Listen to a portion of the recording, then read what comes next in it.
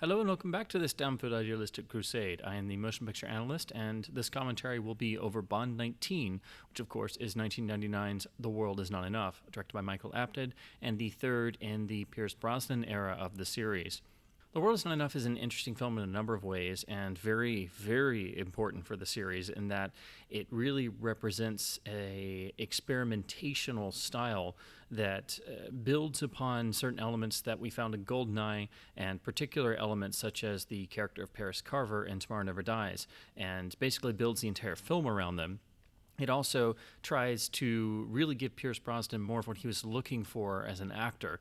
He was always telling people in the production that he wanted material to sink his teeth into. He wanted to get under Bond's skin, and that's really, I think, the primary motivating factor of his performance, what he was trying to do with the character. So really, The World Is Not Enough as a film is trying to appease all of that stuff and further things we'd seen in the first two Brosnan films, and to be much more character driven than anything we'd really seen in the series before up to this point. And it also represents the first film appearance of the writing team of Neil Purvis and Robert Wade, who would go on to write on every single Bond film made up until the present day, basically forming an era of sorts. And starting here, and as generally what happens, they will do the original story and draft, and then other writers will come in and work on or polish what they've written. Sometimes they'll come back and do another draft after that. But here they did the initial story and came up with the plot hook, and I think they're very good at coming up with the plot hook, and particularly their focus is on giving the story a twist and coming up with a twist to hook in an audience and give Bond a flavor of something that's a bit different and it's a bit new, but also peppering in classic materials and little bits of Fleming material even, which we will see throughout the film. And then other people will come in, other writers, and they'll sort of follow through and build upon what Purvis and Wade have done. Unfortunately, I think the problem is, and has always been ever since this point, they have a great knack for coming up with these plot hooks or these story twists, but the actual development of those things is not necessarily their strong suit, and that's why they've always had to have other writers come in and work on the screenplay after that. Of course, The World's Not Enough would have two further writers. Dana Stevens, who was actually the wife of Michael Apted at the time, did an uncredited rewrite to sort of beef up particularly Electra King's dialogue, and she had just done the screenplay for City of Angels. And then after that, Bruce Fierstein came in and did the final, what they would term the final polish, and tried to give that Bondian flair he had brought to the first two films in the Pierce Brosnan era. And so that's why The World's Not Enough has that sort of, I think, what could be now termed, what most people would call the Brosnan feel. I think that's all down to Bruce Fierstein coming in and doing the final shooting script. But it really didn't deviate very much from what Purvis and Wade had originally set down. Again, they really came up with the story structure and the central plot hook idea of the dual villain scenario and how exactly that works out, and it becomes a sort of love triangle with the character of Bond. But again, it's a film that's trying to be experimental with the series formula and trying to be very, very introspective. So it's a lot more character-driven, and thus it's a much more intimate film. And that was something we had never really quite seen before. I know a lot of critics at the time, a lot of audiences did react positively to this, and with good reason. It did have a certain freshness, but over time, particularly with repeat viewings, it's sort of the opposite experience with Tomorrow Never Dies. And now I personally find, and I think other people do as well, again, with the passage of time, while it's fascinating on the surface, you're always left wanting a bit more. And ultimately, the film seems to always want to snap back to the traditional formula, particularly by the film's ending. It really tries to snap back and does so hard that it feels kind of forced and is rather unfortunate, because everything else in the story has built up to a non-formula type ending, a very Fleming-esque ending, which we don't get in the film. So while Tomorrow Never Dies has actually come up in my estimation, I think plays better now. The World's Not Enough, when you look at it more closely, you can start to really nitpick and pick into plot holes and start to really stir things up, and you see a lot of gaps, and ultimately it becomes a very frustrating experience. And I still adore the film. I still think it has great riches throughout, particularly the lead performances, which is the entire reason why I'm sure they went for Michael Apted as the director. And I think he does an incredible job at pulling these certain performances out with great nuance and texture and depth. That we hadn't quite gotten before. Again, it's a much more intimate film and an intimate story. But on top of that, it seems like since that's the focus, the action set pieces sort of kind of stick out. And so the difference between the first unit and the second unit action material, it doesn't feel always like it's perfectly conjoined and it's part of the same whole. So it seems like we get all invested in these character moments, and then we have to put that on pause and go into a big action set piece. And the action set pieces are, the usual, very inventive and do have some iconic moments, and they are well done. But I think there's just this feeling of it being disjointed. Whereas Tomorrow Never Dies, the film is edited so tightly that a lot of this stuff is kind of glossed over and it doesn't stick out as much. Whereas The World's Not Enough has, about 20 extra minutes. It clocks in at, 2 hours, 8 minutes. And particularly at certain moments, especially the opening sequence, with the pre-title sequence running 14 minutes and deciding to put the opening title song after the Thames boat chase, which does seem to go on for quite a little bit, probably a little bit too long in my estimation, even though they had shot miles of material, and it is a great sequence, and also, again, very iconic by now. It's just, it feels a little disjointed. I think that's the best word. And again, this is just my own personal musings and reflections over many, many years of watching the film. But it went from being my favorite of the 4 Brosnan-era films to being the most frustrating, because I always want more when I go back to it. And particularly because the character bits are so fascinating that it's unfortunate that it feels like that the script isn't developed enough for that stuff. And you do get some nice, rewarding bits of character in the novelization that Raymond Benson wrote. So I do heartily recommend reading that, because even though it pretty much follows the shooting script, there are some of the deleted scenes that were not included are in the novelization, but you also get some really essential, really crucial inner character monologues. You get a little bit of Bond's internal monologue in a few spots, but particularly for Electra and Renard. And you get the full background of the story of her kidnapping, which you don't get in the film. And you can read into these characters in the film, but I think it really adds to the performances that we're seeing, because you're getting the full impact, the full weight of what's going on. And without those little extra bits, I feel the film isn't quite as effective as it should be. And there's some quibbles I have. It's not a perfect film, and again, because these are much more modern films, we have so much more information to go off of, and so we can, as Bond fans, go back and read into all kinds of different things, simply because it's a lot easier having the actual access and on-set reports and things like that, because even though it's getting on up there in years now, The World's Not Enough still came out at the end of at the point of the new millennium, so we have many more materials to go off of in comparison to the original films of the 1960s. So in case I sound too harsh on the film already, that is not my intention at all. This will be a track where I will try to go into all my various musings and feelings on the film, and try and get into all the stuff that's always floating through my head, which happens every time I rewatch the films once a year. But I did see The World's Not Enough on the opening release day at night at its release premiere. Not at an actual premiere engagement, but I saw it the evening of release in 1999, and thoroughly enjoyed it as a kid who had enjoyed both GoldenEye and Tomorrow Never Dies, and was already a Bond addict, and then got the VHS tape and watched it religiously along with the others. But again, over time, it still remained a bit elusive.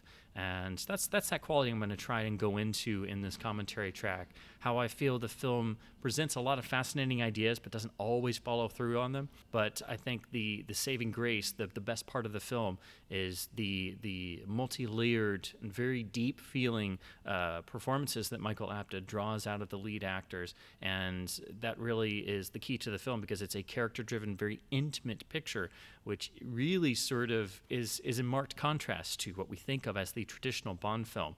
But this is a film that really cried out to break away a bit more from the formula. And what's perhaps the most interesting thing about the film now is this sort of experimentation with the formula and trying to be much more character-driven and much more introspective. It really is the first time in the series we see a full film based around these ideas. And this is something that's going to go into full fruition with the modern era once they hit the reset button post Die Another Day. And you get inklings of this in Tomorrow Never Dies with the whole backstory with Paris Carver and trying to make Bond much more human and three-dimensional. And you get maybe a flash or two of it in GoldenEye, and you could make the argument in a few other places earlier on. But this whole sort of breaking down of the Bond character and making everything else so internalized and character-driven, The World's Not Enough is really the first time we get that with the entire film supporting that sort of new thesis, as it were. But again, where it needs to sort of break away from the formula, it seems to want to snap back. Like the producers were maybe a little hesitant to go full tilt and support what the story was trying to do. So again, it's a very interesting film, full of great, fascinating ideas and characters, and really impressive performances, particularly from the lead three. But it's one of those films that the more you look at it, the more you can sort of poke holes in it. And again, I think this is something that's going to only increase over time. And this is not to begrudge Purvis and Wade as writers, but I do think you have to take into account that continually their great plot hooks and story twists always seem to require more development, and usually that's why we have all the other successive writers that come in. So The World Is Not Enough is an interesting film to close out the 20th century with, and its placement released at the very end of 1999, of course, it was used in all the marketing campaigns and such, but it was an interesting way to close out the century, because it's a Bond film that, while it's got the globe-trotting aspects and the action sequences, it's a very intimate piece. It's a very character-driven piece, and so it has a certain softness and a sensual quality that is not the typical Bond feeling. So I just think it's very interesting to note that this was the film that closed out the 20th century. This was the last Bond film of the of the 20th century, and it was this much smaller affair. So with all that being said, that's my pre-ramble out of the way, trying to sort of set up my own personal feelings on the film. And while again I might come across as sounding a little too harsh on it, I think it is important to sort of, again, like I said before, poke holes in things and sort of stir things up and look at everything from a different angle, because there is a sort of a disjointed feeling between the character scenes and the action scenes. And again, I love I enjoy the story twist and the central idea and the character depth, but I just always wish there was more dramatic meat on the bones. I wish there was more development, because the ideas are so great, but they never feel like they're fully acted upon. They're never taken to their fullest extent. And again, I must point to the novelization as having some really nice extra bits of character that now, once I've read it, I can't help but read that into the film, because it's just stuff we don't get. It's merely hinted at.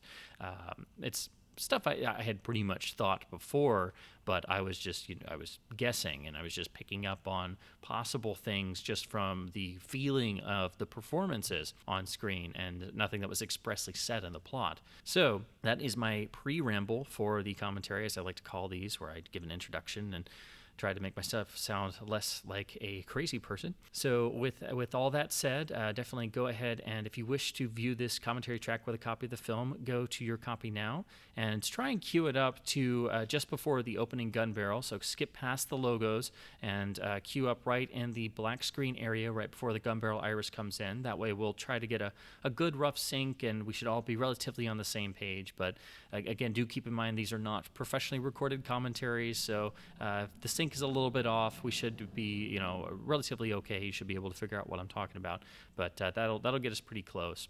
As always, again, these are not professionally recorded tracks. It is not meant to be a definitive making of. It's merely my thoughts and bits of production information and my own musings about The World Is Not Enough as the film unspools, and I try to do a running commentary with scene analysis and character analysis as we go along.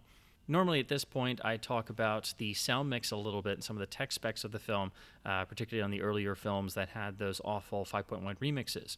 The World's Not Enough, of course, came out in the 5.1 era and was the first film in the series to be released in the new system of Dolby Digital EX, which means there is a rear center channel matrixed into the two rear channels of the 5.1 configuration. So this means when it's properly decoded or with proper speaker placements, you will get some rear center surround information in the track. Die Another Day had this as well. It's never been remixed, and so you don't have to worry about selecting a different track on a particular video edition.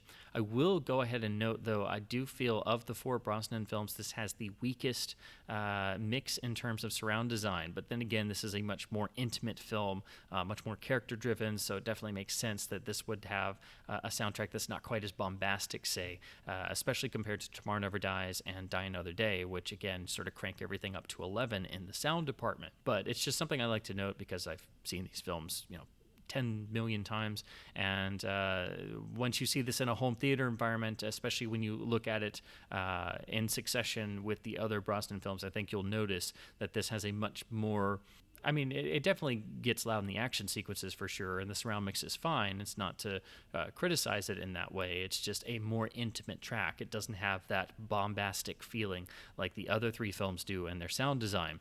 But if you're looking at this film on video, you don't have to worry about it being remixed and having changed effects and such.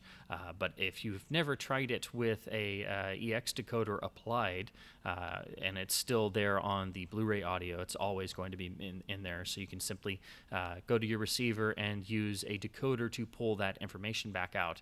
It adds just a little nice extra flair, getting that rear center information directly behind your head pulled out. So go ahead and go to your copy of the film now. We'll do a rough count-in. So in 5, 4, 3, 2, 1, press play now. So we're here in the gun barrel with a very nice David Arnold cue. Has a little bit more of a techno flair, but even though you get a slightly more techno vibe throughout David Arnold's score, I think it's a very confident score, much more cohesive than his score for Tomorrow Never Dies, and probably I think it's his best Bond score overall. So we're open in the pre-titles here with Bond in Bilbao. We first see him with a pair of glasses on, looking over his shoulder a little bit, and then a glimpse of the Guggenheim Museum, which was very new at the time. The sign here, the shot of the sign of the bank automatically makes you think of Her Majesty's Secret Service, which is really the film that The World's Not Enough seems to always want to reference throughout. And of course, having the central love story, as it were, be much more thematic and tied into the film, definitely gives you OHMSS vibes right there. But we get it right from the start of the film. Now, I also have to mention quickly, this film marks the return of Peter Lamont as production designer after a one-film absence on Tomorrow Never Dies, and throughout he gives the film a very realistic look, which ties in well with, again, the focus on character, and it's much more intimate. So the opening here in the bank definitely... It looks honestly a little bit plain, but it's a film trying to be much more realistic. So this also ties into the photography, which was done by Adrian Biddle, and it got a much more realistic look to it than really either of the previous two Brosnan films, where GoldenEye had a sort of high gloss look to it. Tomorrow Never Dies had all of the scope and scale and video screens and things like that. The World Is Not Enough sort of eschews all that.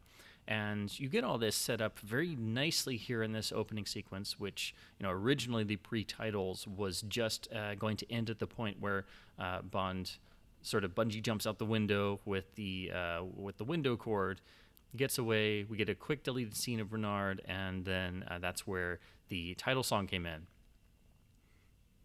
Now, if you look at the performance of Brosnan here in his face, there's a ferocity, there's a meanness, and there's a confidence that wasn't quite there before, and this is very befitting of what Brosnan was always saying. He wanted things to sink his teeth into, and he really does that throughout the entire film. And there's the old idea that's very popular among the Bond fan community that the third film for any Bond actors, where they sort of settle into things. I think there is some truth to that. I think you get a little bit of that in The World's Not Enough, but I think Brosnan had already done a fantastic job in his first two outings, but here he gets to add a nice bit of weight, and that's really assisted by the focus being on character. Now with the added bit of the extra guard being taken out by a sniper, it adds a little bit of spycraft machinations and a bit of mystery and such. And of course, it's actually Renard who took the guy out, and there was originally a scene that was cut from the film where the cigar girl we saw earlier, who killed Lachase with the dagger to the back of the head, meets up with Renard, and Renard basically says, "Oh, one of M's more resourceful tin soldiers, we're in his hands now," and that was the dramatic sting, and then we immediately cut to the title sequence. It was deemed this wasn't quite enough of a bombastic opening for a Bond film, particularly compared to what we'd seen in Tomorrow Never Dies. But what's great about this, even though it is smaller, it's done with such panache. And now David Arnold kicks in with the Bond theme at the exact proper place. But unlike Tomorrow Never Dies, he only will do it at specific points throughout the score. He's not doing it over and over and over like they did on TND. And when he really goes for it, it works exceptionally well. And it's just a beautiful image, although perhaps a bit impractical, being able to use the cord from window blinds to sort of rappel down outside the building. But it does have that Bondian flair, and we get a nice closer shot of the Guggenheim Museum, which was the real draw to shoot in Bilbao, and a little bit of Bond walking away. So originally, the title sequence would have come in here. We would have gotten our first glimpse of Renard, sort of looking mysterious. But it was decided to keep going with the film. I like the little touch of Bond tossing the last little bit of money almost wistfully. And then a nice little match cut with the moving of the sort of, I don't know what you call it, the security machine to the opening of the office door. The classic Bond Moneypenny repartee. I always like what Samantha Bond did with these scenes. It's unfortunate that, they're so brief, but she really has this nice sparkle in the eye, which you need for, it's vital for any of the Moneypenny scenes. But we're going into M's office, and once again, you see the real feeling that they don't want to do a traditional briefing scene because, we've got Sir Robert King here, and he and M are having drinks, and they're old friends, and it's giving you the M's office scene, but not giving you the M's office scene, if that makes sense. It's been an extraordinarily long time since we've had the traditional briefing scene, get the mission, and then leave and go off on said mission. It's something that they seem to not want to do. But what this also does is it gives us a chance to see these characters in a much more human light and doing everyday behaviors, which we don't often get into in the series up until this point. And it's also setting up the greater role that M will have in the story. But most importantly, it lets us get into the plot. We get the little glimpse about the stolen report, which has never really gone into, but it allows Bond to get the ice out and get the reaction, the boiling of the ice, and see it on his fingers, and then, of course, tie two and two together and realize the money's the fertilizer bomb. And, of course, Bond does this in the space of about 2 nanoseconds. But I like that it's all played out without words. We see the reaction shots. We see Bond. We see the close-up of the fingers, the fizz of the ice. And of course, most people in the audience have no idea what's going on, but other than, Bond has put, two and two together and something is fishy here. I do like that he has to just storm through and wait for the glass doors to open, and it's just Bond tearing through, and everybody looks at him like he's crazy. And we get that great moment where he goes, "Stop!" Getting a nice little build in David Arnold's score here, a little bit of rhythm to the editing, and then all that drops out once the explosion happens, and then we get this really nice shot of the explosion coming out of the building itself.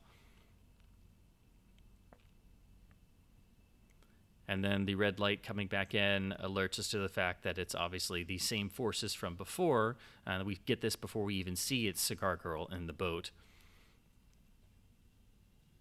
It's not really explained why she is there, but I would suppose it's to make sure that no one makes it out of the building, or maybe she had to somehow trigger the charge. It's never expressly said for sure. I'm going to get out of the way for this moment because it's really just a great moment of big bombast when the Q-boat charges out.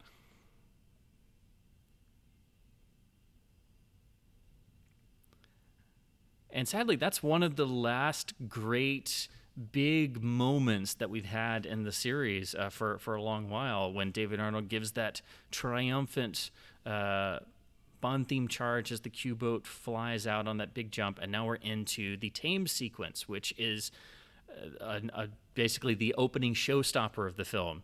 And so you can see why they decided to, change around their original idea. But this was an exceptionally difficult sequence to shoot, and it's amazing they got the permissions to basically shut down the Thames and do this through London. But, of course, Bond opens many doors that would not open for anyone else. And, of course, it's all done for real, and we have this amazing type of boat we really hadn't seen on screen before.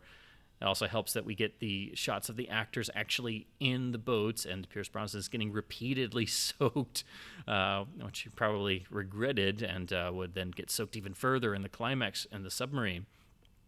Now, they had tons of material for this sequence, and originally it's reported the rough cut of the boat chase was, about 20 minutes, and, seeing all the on-set materials and all this footage in the film, you can really believe that. There is a lot of great stuff here, but I do think it kind of goes on a bit long. They did definitely cut it down because they were obviously worried about having the whole pre-title sequence go on for a bit. And so it is 14 minutes and was the longest pre-title sequence up to this point, really sort of broke a precedent of sorts. But I think after this point, when we have the great spiral jump, which again became a sort of iconic image of the film for sure, because it's just a beautiful image, and of course immediately makes you think back to the Astro Spiral jump from The Man with the Golden Gun. But after you have that, I think you probably could have trimmed down this next section of the chase a little further just to make it move a little bit more. But again, it is heavily cut down from the original 20-minute runtime. And so it's just, in hindsight, I think it runs just a tiny bit too long, because it's like, okay, we see the boats go further, then more stuff blows up. But again, it doesn't overstay its welcome. I just feel it's maybe a tad too long in terms of the pacing and such.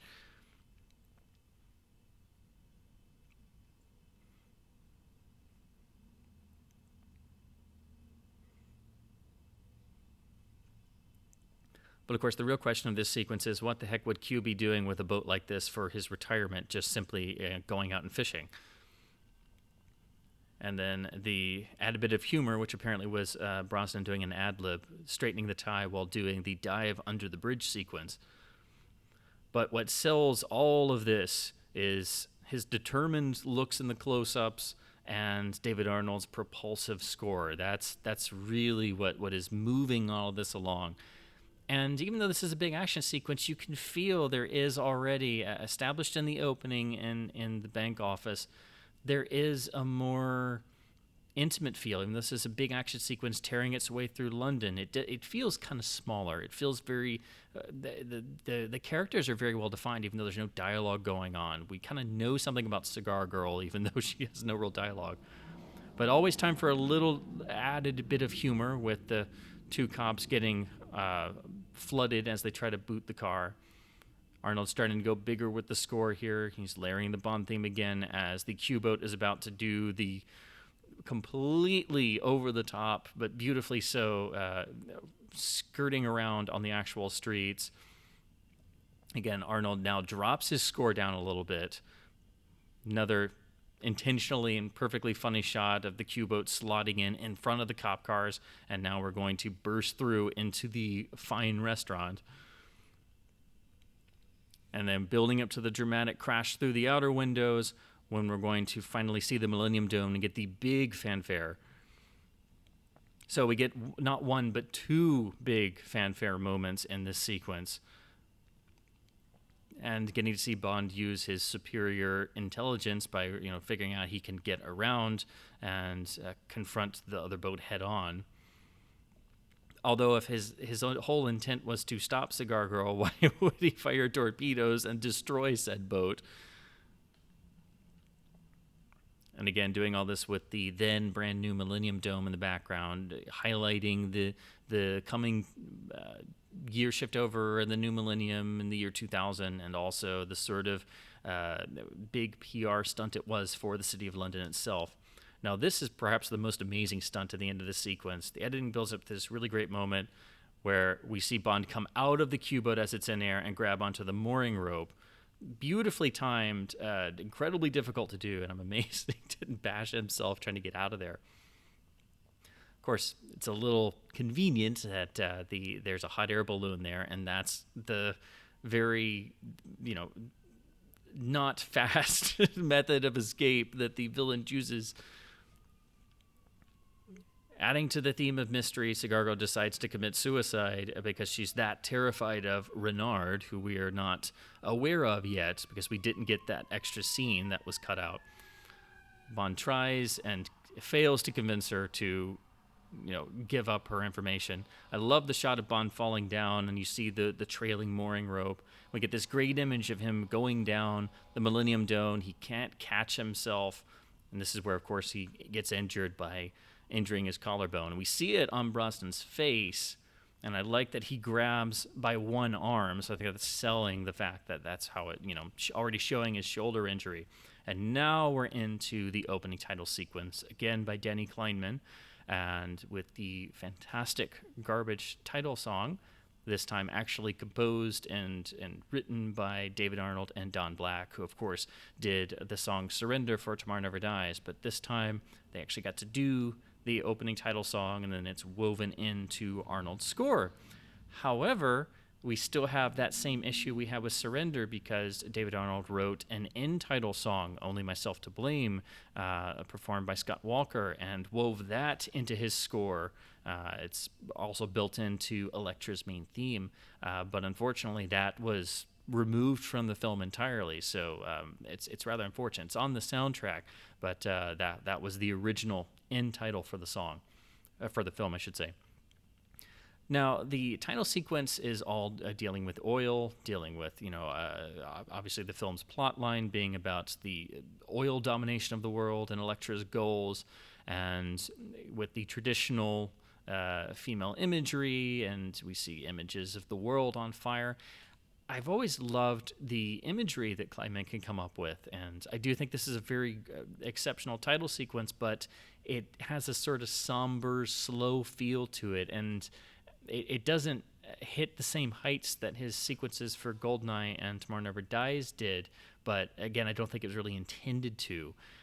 So while I might personally rate it as a title sequence as being maybe a little bit weaker than the previous two, it's supposed to be a bit more somber, and it does fit the film perfectly.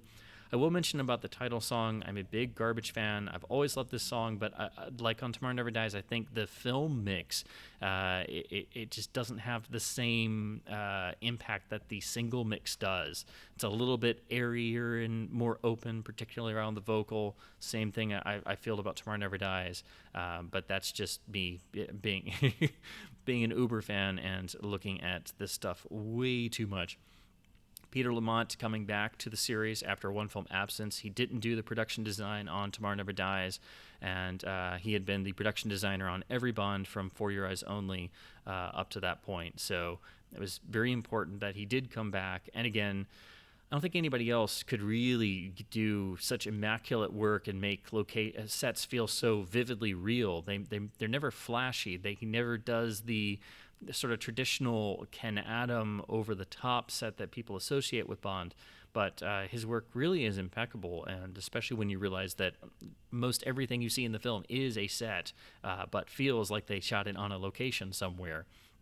So we open back into the film with the funeral of Sir Robert, and we get our first real glimpse of Elektra, looking very mysterious, and we can see how she even catches Bond's eye already at this point. We see this when we have the dialogue with Robinson asking about her.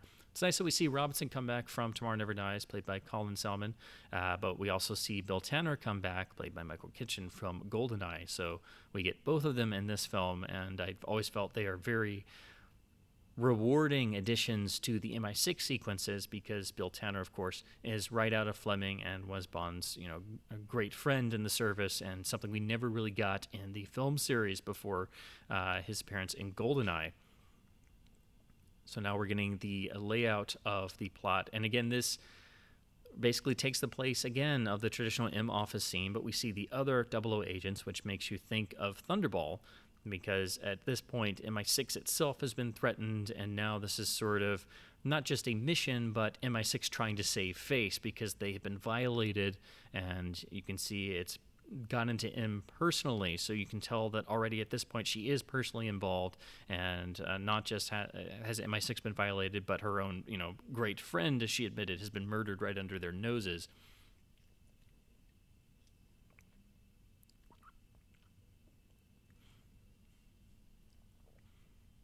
And of course, we see Bond injured and in a sling, which is something we're not used to. And the little gag here about him not getting a folder, angrily calling over to Bill, Tanner admitting, well, you're on the inactive list. I mean, you see Bond smarting at this. So already he's scheming, and the way to get on the active roster is to have the seemingly cliched traditional office romance with the aptly named Dr. Warmflash. So, this is a wink at the audience moment. Is it really necessary? No, perhaps not, but it's one of the few times the film allows itself to have a little bit of fun with the traditional Bond image and finding ways to skirt around the issue. But it also gives us the chance for the Doctor to hit the specific spot in Bond's injured collarbone, which sets up visibly that he is not in peak physical condition, and that's why that will come into play later when Renard will grab the same spot. It's giving us a visual for that. And of course, this whole alternate headquarters does make sense for MI6 to have somewhere where everyone can go to ground as such. But all of this was designed by Peter Lamont. It looks like it's a real place, and it's got all these different rooms that have different functions. And of course, this is Q's lab in his Scottish domain. We see the wrecked Q boat in the background, and Q being so pissed that his retirement fishing boat has been destroyed. Again, what would Q be doing with that boat? One would have to feel terrible for the poor fish that would have to face torpedoes. Now, of course, this was the scene in which they decided to try and write an out for Desmond Llewellyn as Q. It's something he had kind of asked for. They had done a similar idea on Tomorrow Never Dies in earlier drafts, but ultimately just did a traditional Q scene. What made this ever more poignant, though, was, of course, Desmond Llewellyn was unfortunately killed in a car accident right around the time of the film's release. So this was his final appearance as Q, not just by design, but almost as, in a very tragic way, almost as if it had been intended. And the way he exits the scene just never fails to really choke choke you up, really. And we get introduced to, named in this film R, but the not the Q replacement, but the Q surrogate, played by John Cleese. He does. They do have him sort of overdo the comedy this first time around, and when you see him at the end of the film, he doesn't do as much of the comedy shtick. But I was so glad that they toned that down, and I think that in Die Another Day he actually does really well, and I think it's a shame that we never got to see him come back as the new Q, because I really liked where they were going with this, giving enough new flavor while also, with enough reverence to what what Desmond did, without just copying it and doing it over and over. But I still wish that John Cleese had been able to stick around a little bit longer, because again, I think once they dialed down the comedic bits that we see here, it worked a lot better. Now here is where Q makes his exit, and the lines here, I've always tried to teach you two things, 007. First, never let them see you bleed. Second, always have an escape plan. It's beautifully handled, and the way that Q drops down into the floor, and the last thing we hold on Desmond Llewellyn's gaze. It's just a beautiful moment, and then that segues into Bond in the records department, and this wonderful David Arnold cue, it's called Access Denied on the soundtrack release. This is Bond digging into the Electric King kidnapping and getting a little bit of background, but once again, one of the few instances in a while we see Bond doing actual spy work. He's using his brain, he's trying to piece together what he sees as a mystery, and he's already he's developing a connection to Elektra here, which is personified when he reaches out there and he touches her face right where the tear is. And of course that freezes the video. It is a touch screen, but it's a very sort of personal moment. It may be a little bit creepy, it's a little bit weird, but you can already see the effect she has on him, and they haven't even met yet, so this is already showing the effect that she has on people. But Bond seeing that weird figure on the bank statement, it looked weird to him at first, that 30303, but he's already seeing that something's up. And of course, Bond relies on his instincts as an experienced field agent, so he is able to see things that other people would not necessarily see. This leads him to do the currency conversion and see that it is the same as the $5 million ransom note. So he makes the leap of logic that, of course, that is a calling card and means that Renard was behind all of this. The fact that the files are locked shows, again, that M has become personally involved, and Bond now directly confronts her in front of the whole little staff meeting. And I like how Michael Apted lets this little scene play out with just silent looks. So there's a lot of little moments like this that really enrich everything going on, but particularly I really like that scene I was just talking about with Bond in the records room. It's silent, it's transitional, and that's really, along with M talking about it here, that's all we get about the kidnapping backstory, because of course we don't see any of this, but it's just setting the stage for the background of the character and how Bond realizes that M was somehow involved. So doing all this, it does add weight to the characters and the performances, and Michael Apted was the perfect choice for trying to go down this route. Of course, he was most famous for doing character-driven films like Coal Miner's Daughter, but also, most particularly, the Up series of documentaries that chronicle the lives of a group of children every 7 years as they age and become adults, and really was a revolutionary idea in the field of documentaries. So, of course, he seemed perplexed, why they came to him to do a James Bond film, because he did not make action films. But I think he rightly picked up on what they were after and why they came to him. So, that being the focus of the film and the whole film being much more intimate, it makes perfect sense, and all this stuff works very well. But I do still think you can feel that sort of, not necessarily uncomfortable feeling with the action, but it doesn't necessarily gel fully. But again, I think that also ties into the actual plotting and the story, where it's like everything has to take a back seat for the action to take over for a bit. So this becomes our real first introduction to Renard, this 3D visage that comes up out of the floor. It's a very striking moment, and so it was deemed better to really show Renard here for the first time instead of seeing a glimpse of him at the beginning of the film.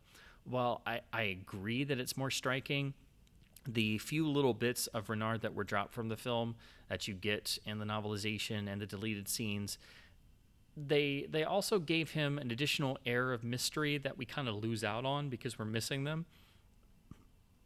But Renard probably suffers the most from what I feel is the sort of underdeveloped bits of the story, because he's magnificently played by Robert Carlyle, who really, along again, I think with what Michael Apted was trying to help everybody fully realize, it's a multi-layered character. It's very fascinating that, of course, Renard is set up as one thing, as the main villain, but revealed to be not just a secondary villain, but almost the henchman of Elektra, because he's completely enraptured by her and following her plan, and also has an air of tragedy about him.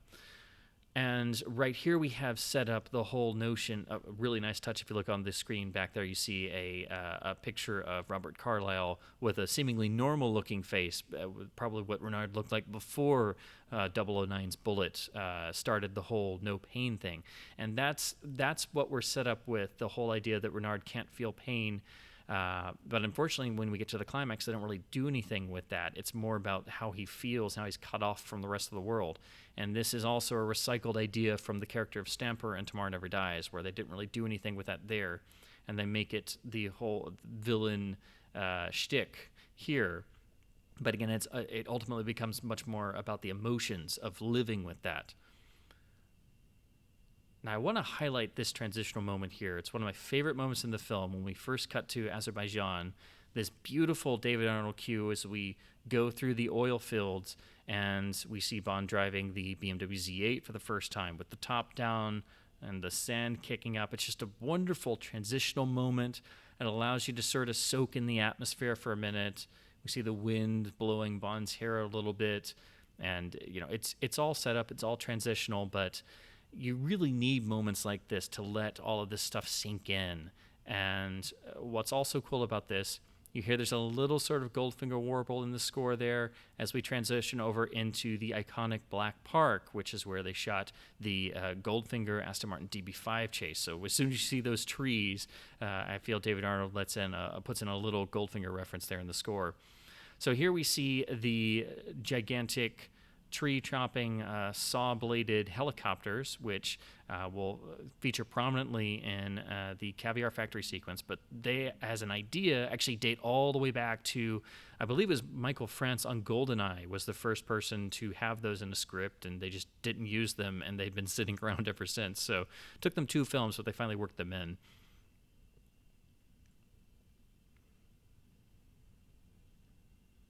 So that's Davidoff, the chief of security, played by Ulrich Thomsen, who, while he does have a nice presence in the film, ultimately he doesn't get to do a whole lot.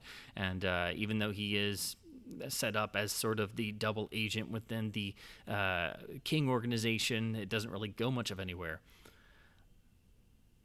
So this scene is nice, and not only that, it gives us a feeling of the locale and a feeling of the building of the pipeline, but also the relations with the local people, and then Elektra's handling of the situation shows her character in a number of fascinating ways, and Bond simply is an observer taking all of this in, and it allows for him to get a much deeper reading of her character as opposed to just the traditional, beautiful bombshell and just, having a repartee and that's it.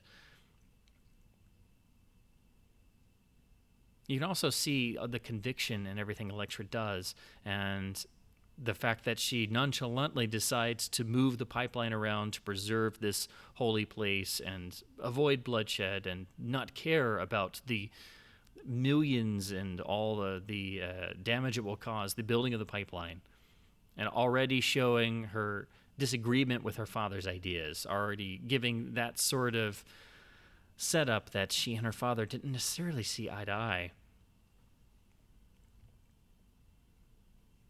But already here in their first dialogue, you can tell there's already a sort of connection between Bond and Elektra, even though this is the first time they've actually met face to face. And they also have this normal talk that is sort of Bond already in a way almost lowering his traditional barriers. This is something that Elektra will manipulate and try to get under Bond's skin, and actually does to a certain extent. And of course, when you go back and you see the film for the second time and other times, and you already know the plot reveal, you're able to read in more information into earlier scenes. But you can see how she would come across as a fascinating character, and it's really amazing what Sophie Marceau does with Elektra, and how she makes her so appealing while being also mysterious in ways, and not revealing of her own inner demons and feelings outside of brief flashes, which is what she uses to draw Bond in. Bond is trying to sidestep a lot of her dialogue, and of course, sidestepping the more personal questions. Now, originally, the office Elektra has here was supposed to be brought in by helicopter and drop down and then actually expand, all in one shot, and basically to be a nice-looking gadget, but they unfortunately dropped that idea.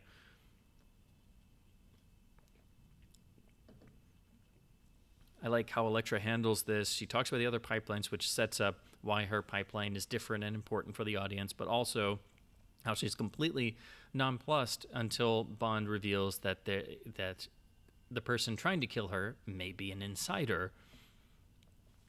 Again, once you know the plot reveal and the story twist, this scene takes on another dimension, because you can see how Elektra is taking all this in, and how she decides to play the scene, and how she decides to try and play Bond as a stooge of MI6, or so she thinks is a stooge of MI6 at this point. But again, the fatal flaw in practically every Bond villain's plot, even if they know Bond, or they think they do, that's the thing, they think they do. They think they have a reading of his character, but ultimately they do not. They may have an idea, but they're never, they don't realize the impenetrable parts of Bond's character. They can't get a full reading on him. Now, here again, we have the feeling of OHMSS invoked, because, we have going up into the mountains, this wonderful ski sequence. It feels very romantic, and David Arnold creates this very lush, romantic-sounding cue. And on top of that, Elektra shows herself to be sort of free-spirited, and she dives out of the helicopter and is an excellent skier, and Bond is able to keep up with her. So there's a sort of equal footing here, which is enticing for Bond. And Elektra, obviously, as we'll see at the end of this sequence, does have emotional stressors and things. So she is very much the Fleming character of the bird with a wing down, which is what always attracts Bond in a romantic sense. That's the very much fully represented by Tracy in OHMSS as the quintessential bird with a wing down. But all of Bond's substantial romantic relationships, particularly in the novels, are all characters like this. These fascinating women who are very strong, very spirited, but also have a great pain or something that they're trying to deal with, and maybe not always succeeding in doing so. Maybe they try to hide it at points, as we see Elektra doing.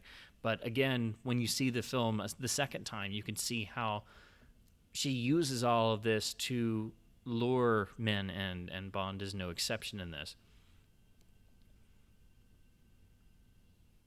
So here is where I was talking about earlier, where you see this nice character moment, and then all of a sudden we go into an action sequence, and it's a fine action sequence and it works well. But again, you can sort of pick up on this feeling of, okay, we got to pause that now because we got to do an action sequence, got to have some explosions and such. And of course, it begs the question: okay, if Renard sends the Parahawks to kill Bond and to make it look like he's killing Elektra, well, I mean, they trying to kill Elektra, they do get awfully close to killing Elektra almost. And of course, the scene ends in an avalanche. And were it not for Bond, it's quite possible Elektra would have been killed in the avalanche. This is another one of the iconic shots when Bond goes off the ski jump, and we have the big explosion from the grenade behind him. Arnold's Q gets dramatic, and what I love most about the scene and what really makes it work is the fact that Bond doesn't use any gadgets, and he's having to rely on not just his skill as a skier, but having to be able to outwit and manipulate the Parahawks chasing him, who obviously have much more maneuverability and versatility, and of course fully armed. But he has to manipulate them into essentially destroying themselves. And anytime you can have Bond using his ingenuity and skill, that's what makes any action sequence work, far better than having to rely on constant gadgetry.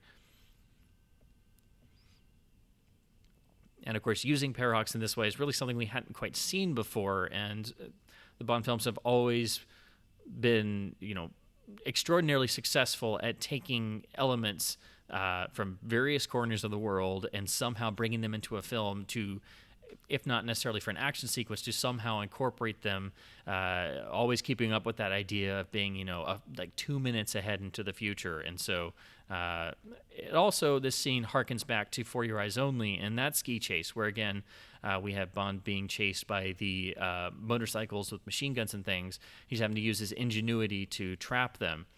So, I've always felt this was maybe a little similar to the moment in that chase where Bond uses one of his ski poles to disable one of the riders.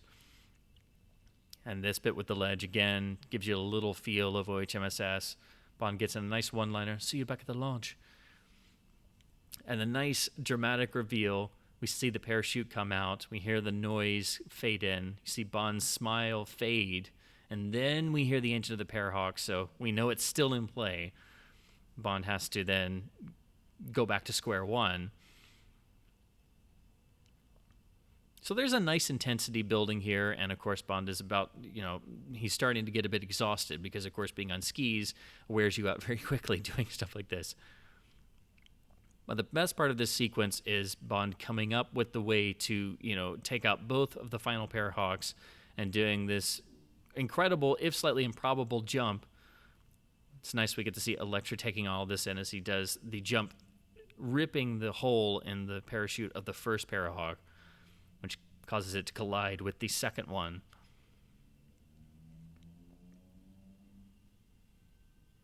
And we have the repeated strains of the engine in the sound mix to further sell the fact it's out of control. Bond looks almost completely, nonplussed there as he's just adjusting his coat there when Elektra comes up. And now, of course, Q's protective coat shield will come into play as it saves them from the ominous avalanche. Now, this is where perhaps Elektra loses her cool for the one moment where she has this attack of claustrophobia, and you can see the real panic in her eyes. This is where Bond becomes firmly attached to Elektra here, where he's having to calm her down, and he sees the humanity coming out from the protective shell she's created for herself. It's a very intimate moment where he has to calm her down, and she has to come back down to earth from her terror. But again, when you see this film the second time, even this scene you have to question. It's most likely a real panic attack there, but there's this edge that is possibly she's playing it up. Again, once you've seen the film the first time and Elektra's the villain, everything from the first half of the film comes into question. So while that's a great, very intimate scene and really what cements the Bond-Elektra relationship, now Bond is invested in her as a character and in protecting her at this point because she's shown him that humanity. You have to question that. You have to think, okay, did she really do that out of just being in the moment, or did she play that up, or did she fake it? There's a lot of stuff, and this scene does the same thing. You may think she's being a bit mysterious the first time when you see the film, and she obviously is interested in Bond and detects his attraction to her, but Bond trying to stay away and trying to be the perfect by-the-book Shadow, not staying on top in a shadow operation, as Em alluded to before.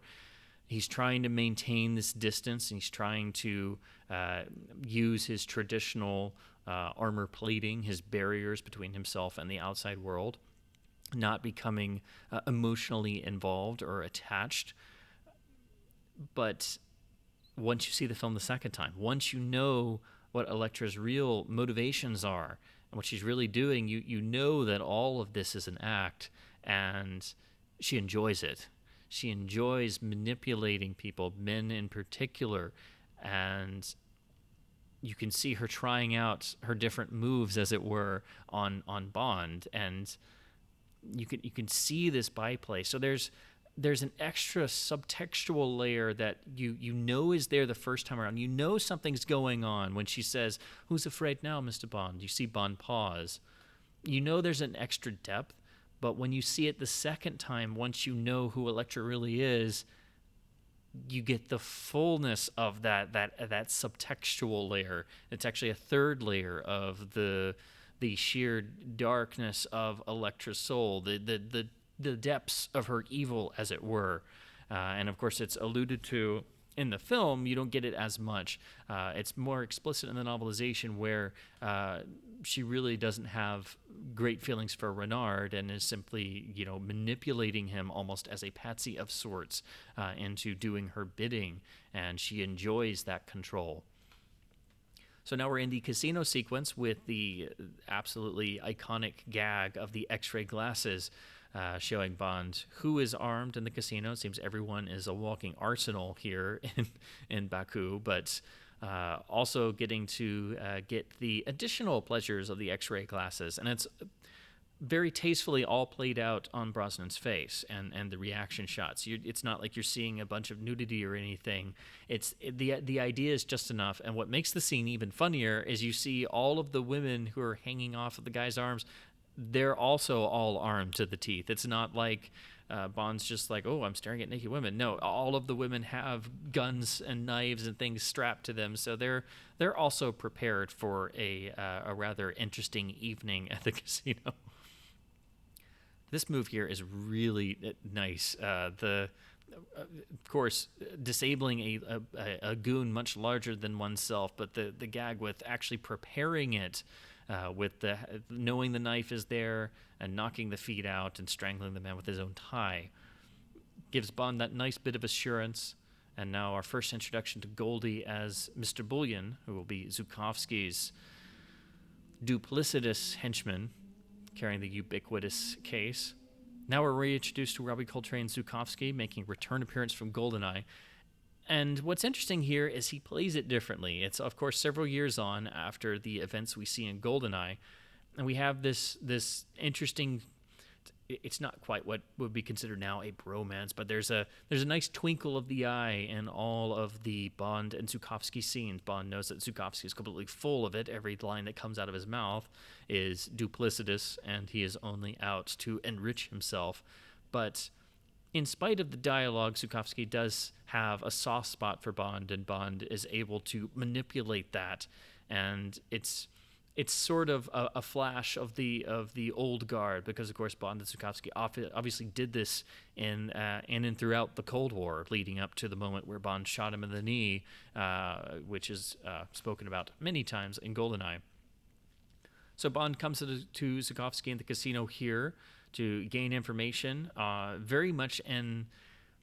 I mean, it pretty much is a very classical nod to things like Casablanca. So basically, this is Zukovsky as sort of, he's in the role of Signor Ferrari, the classic Sidney Greenstreet character in Casablanca, who owns the other bar, the Blue Parrot, but who knows everything that goes on in town. So Zukovsky is this sort of role in the film.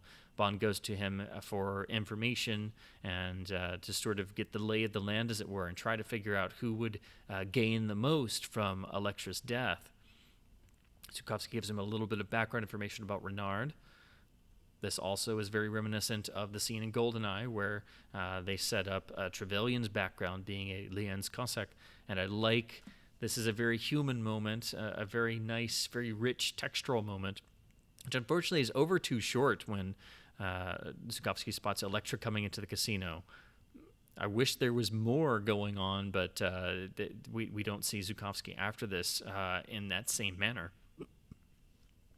Of course, the guy being carried out there was a little bit of a deleted scene where they caught somebody, that particular fellow, cheating. Now, Elektra coming in here like this and sort of just bursting in with confidence, beautifully attired, showing her lack of fear, and this is where we're going to first get the line set up, of there's no point in living if you can't feel alive, which is really her entire character mantra. But of course, there's other stuff going on here where it's actually a payoff for a corrupt deal between Elektra and Zukovsky. We don't know this at first, but it's sold as Elektra's bravado. This whole, I'm going to play $1 million on a single high draw card. It seems almost ludicrous that she's willing to throw this money away. And I do love the fact that Bond still can't help himself and has the line, bury the top 3 cards, and Elektra knows that he's trying to protect her, and then provokes him further with, no point in living if you can't feel alive. You can see that play out between their faces. And she sort of nonchalantly does this, and she shows Bond her card. She's involving him in this moment. Bond knows that this is a completely rigged in Zukovsky's favor.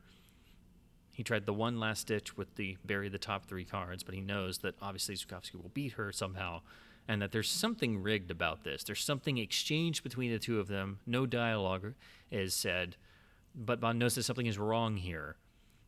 And you can see that play. He furrows his brow a little bit. Zukovsky doesn't bat an eye, as Bond points out later. But he's trying to process this, and so Elektra comes up to him, and it's played out as if it's just her way of, showing her resolve, and she doesn't care about the money whatsoever. And the lines about this is a game I can't afford to play, of course, it's not talking about the actual monetary value. It's talking about Bond not being able to be emotionally involved with someone. And that's essentially what Elektra is hinting at and proposing, and she's trying to use her, not just her feminine wiles, but her mysterious qualities and all these things she's hinting at and she's doing. She's trying to play Bond in the way that she played Renard. So now we're introduced to Renard for the first time in the flesh. Of course, originally we would have seen him at least once, if not twice, by this point. Now, the actual disfigurement of Renard's face, if you look, he has the drooping eye on one side. And the idea was that the bullet wound also gave him a sort of Bell's palsy where one side of his face was disfigured. It's not really there outside of the eye and what you see in the film, but what Carlyle does with the performance, he has such a weight, such a sadness behind his eyes. You just get this sense of pain and frustration and rage at the world at large. And you can imagine this would have been there, before the bullet in his head.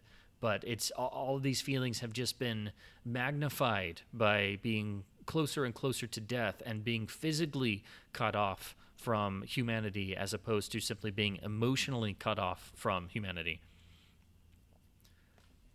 And the fun part of the scene is Dr. Arkoff talking about the Parahawks were meant to be returned. So if you ever wondered how the villains can always get all this equipment in a Bond film, how does it work realistically? The idea that they were just loaned. People will start asking questions. We had the traditional Bond villain execution reversal there with Arkoff being killed instead of Davidoff, and selling Renard's inability to feel by picking up the scalding rock and not reacting, and then slapping it in Davidoff's hand, who immediately bowls over in pain. And then, of course, the next time we see him, he has a hastily bandaged hand, which, of course, is hysterical when you stop to think that he had to, stop his evil villain work to bandage himself.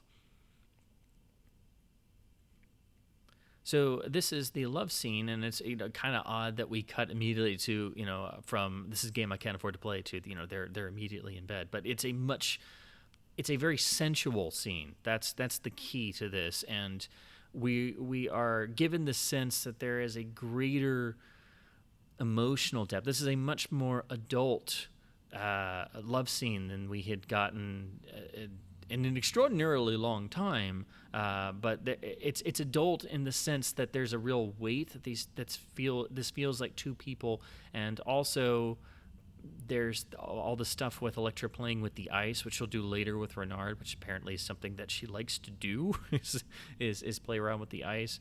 But I love this part of the scene most of all, that we have the nice slow tracking shot over Elektra's beautiful dress on the floor and the overturned champagne bucket, obviously in a moment of passion, it was knocked over. And then we see them in this sort of post-coital moment, and Bond asks her about her kidnapping, and she turns away from him, and she goes, very cold. She's, remembering the past and, this great trauma that she had. And again, the first time we see this, we feel her reliving this trauma. But the second time, you can see the wheels turning in her head and how she's using this to manipulate Bond and trying to get him to admit more of his personal information and deepen their connection. But even there, Bond still hesitates. He is not someone who reveals of himself. So he immediately turns the focus back to her and saying, I take pleasure in great beauty. And then one of my personal favorite moments in any Bond film, where you have Bond's lover in bed alone where she has been left, and Bond is now going to do actual spy work by breaking into Davidov's office. Again, always fantastic to see Bond actually doing real spy work. And the idea of it being a credit card lockpick makes you think of A View to a Kill with the Sharper Image card.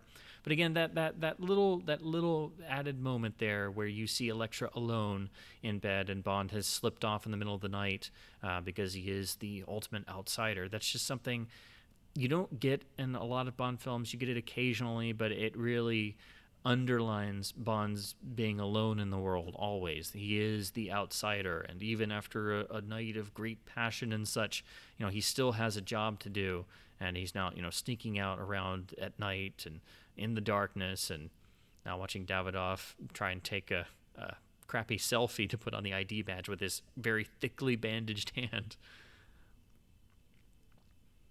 And now he finds the corpse of Dr. Arkoff in the back of the crummy van. And of course, we, the audience, and Bond don't exactly know what's going on here, so we're piecing together the mystery, as it were. And Bond will take the place of the corpse. Well, actually, I think he just gets on top of Arkoff's corpse here, which sets up the nice little reveal when Davidoff gets spooked by Bond at the airstrip. And that is a definite nod to You Only Live Twice, where Bond takes the place of Henderson's killer. And then when they get inside Osato's office, we have the good evening. Well, we have a sort of riff on that here, where Bond just gives the little smile, which is a great moment. And David Arnold gives it just this wonderful little flourish. We get a little taste of the Bond theme. But it's interesting, Bond rather just coldly executes Davidoff there. I think we're meant to, because you see Davidoff go towards his coat, he puts his hand on his chest, so it's obviously he was going for a gun, but the staging of that always makes it look like Bond just casually kills him, which he was going to do anyway, but we get the lovely added gag of just dumping his body in the dumpster, and leads to the one-liner, he was buried with work. What's great about this sequence we have here is Bond has to piece together his cover. He's totally swallowed up in events he has no clue of. So he has to turn around and go to the car and see Davidoff had some bags in the suitcase there. He picks them up and has to assume Davidoff's position without having any notion of what he's doing, who he's working with, or where he's going. So it adds a nice layer of suspense, which gets played out here with the line from the pilot. And it took me a little while to get this, I must admit. But when the pilot asks, did you bring it? Bond realizes it must be in this bag, and he has to hope and pray it's there. But the bit here with the shoes is a nice little gag. But the pilot's line about, did you bring it the grease? I guess it's supposed to mean that it's a bribe of sorts. But for a while there, I must admit, I thought it was some sort of weird, name or slang for sneakers.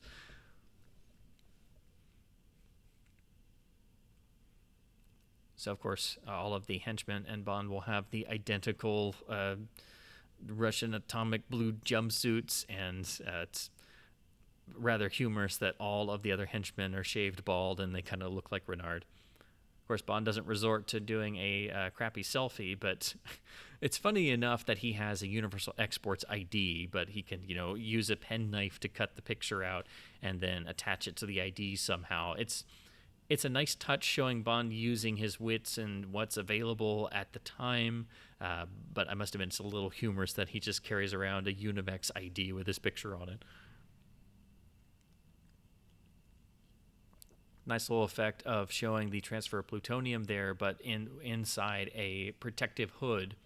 So you get a little bit of reflection on the lens there. And, of course, the guy having the clear see-through sort of conical cap to his radiation suit, of course, probably is a nod to Dr. No.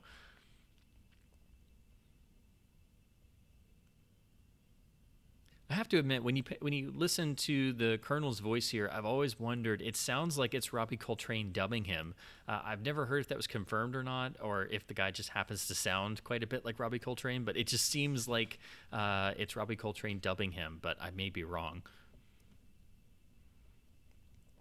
So already we've seen a glimpse of plutonium, and we're seeing a nuclear warhead that has been disarmed and is very similar, if not identical, to the one that Renard will steal.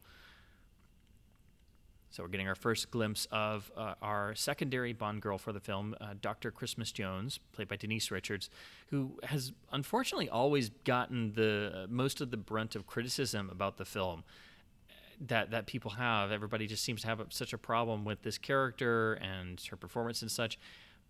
I've really never had an issue, particularly in these earlier scenes where she has much more spunk and she's actively questioning this Dr. Arkov, and she pieces together that Bond is an imposter because he doesn't know, practical techniques and standard procedures that someone of his stature that he's posing as would obviously know. But unfortunately, after a certain point, the character sort of just becomes the hanger-on, and will give a little bit of information about nuclear devices and such, and just is eventually sort of there to get rescued and then be the girl for the final fade-out clinch, which is the traditional way to end any Bond film. So. Unfortunately, after this point in the next scene or two that she's in, she sort of, as a character, loses that sort of a spunk and initiative.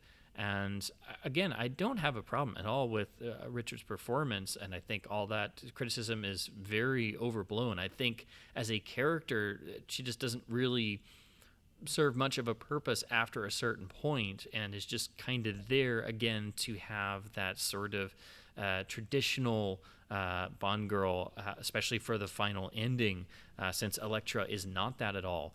And since this is a film actively trying to get away from the formula, I feel like that's something that the film didn't need, that it needed to have the confidence to have a more Fleming-esque, darker ending where Bond ends up alone. And to me, that's what I feel like the film builds up to, is Bond being alone with his demons. We get that sometimes in Fleming, particularly, for example, the ending of Moonraker, the novel, which has never been done as a film, which I still think would make a great ending. And also, all the feeling of OHMSS, and of course, Bond definitely ends up alone in that story. So I feel like perhaps maybe since Christmas doesn't have a whole lot to do after a certain point, if you really want to play the what-if scenario, maybe it might have been a little bit better if she was perhaps the sacrificial lamb of the film after a certain point. And again, I think it would have been a much better film had Bond ended up alone and we'd gone into the song Only Myself to Blame, which is woven into the score. So here Bond confronts Renard, and we get this nice, very personal feeling back and forth. Bond has infiltrated the underground silo, and Renard seems totally unconcerned that Bond can execute him. It's also interesting, Bond continually points his P99 at the spot of Renard's wound where the bullet has gone in. But you can see just the intensity in the performances. You can see how Renard realizes that Bond has no plan and enjoys this and savors it, and then uses it to goad him further. You can see the intensity building in Brosnan's performance. He's even shaking and quivering a little bit, and he's having to piece this stuff together. The missile starts to be pulled out. As Renard says, he's confronted by a man who can't grasp what he's involved in. And finally, Renard crucially uses Elektra as the way to hurt Bond. And he uses that as the way to get to Bond emotionally.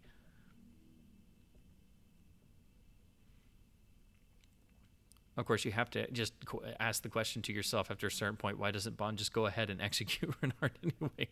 It's because, of course, he doesn't know the full machinations of the plot, and he's trying to piece this stuff together on the fly as fast as possible without being discovered.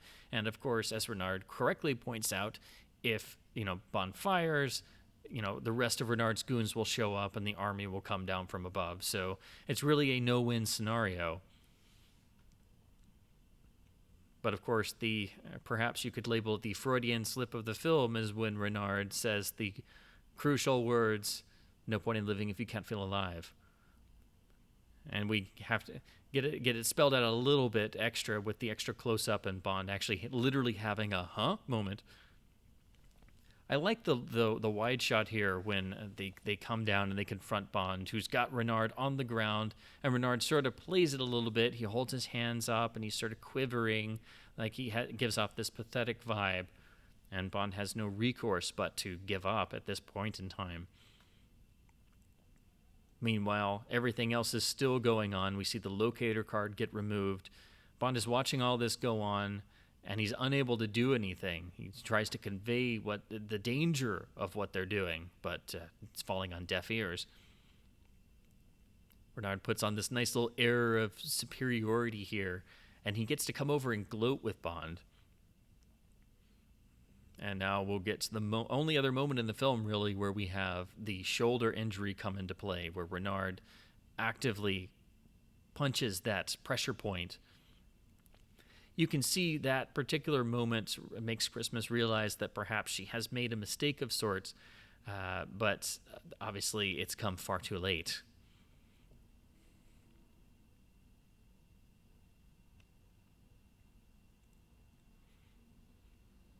The Colonel perhaps has taken the absolute wrong moment to do things by the book procedurally.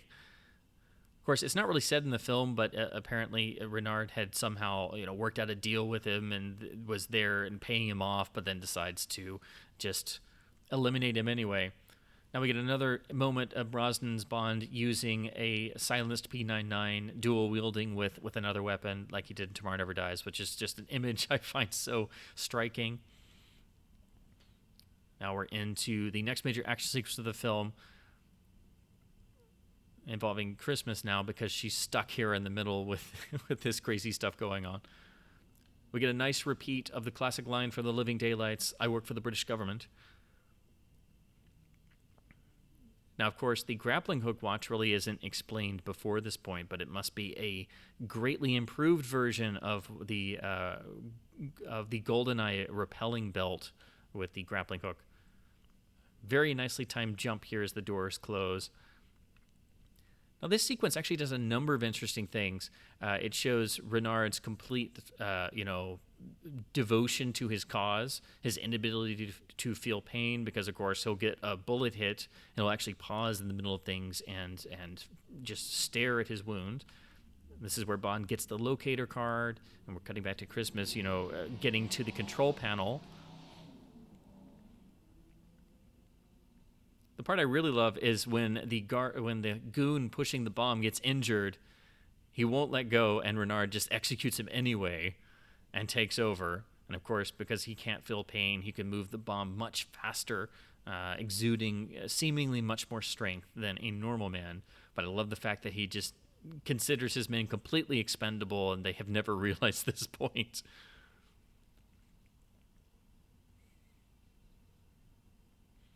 It's also great every time in an action sequence where it's not made very easy for Bond. He has to work for it. So he has to struggle to get the card up, to prop the door open just long enough so he can get through once he evades the enemy fire.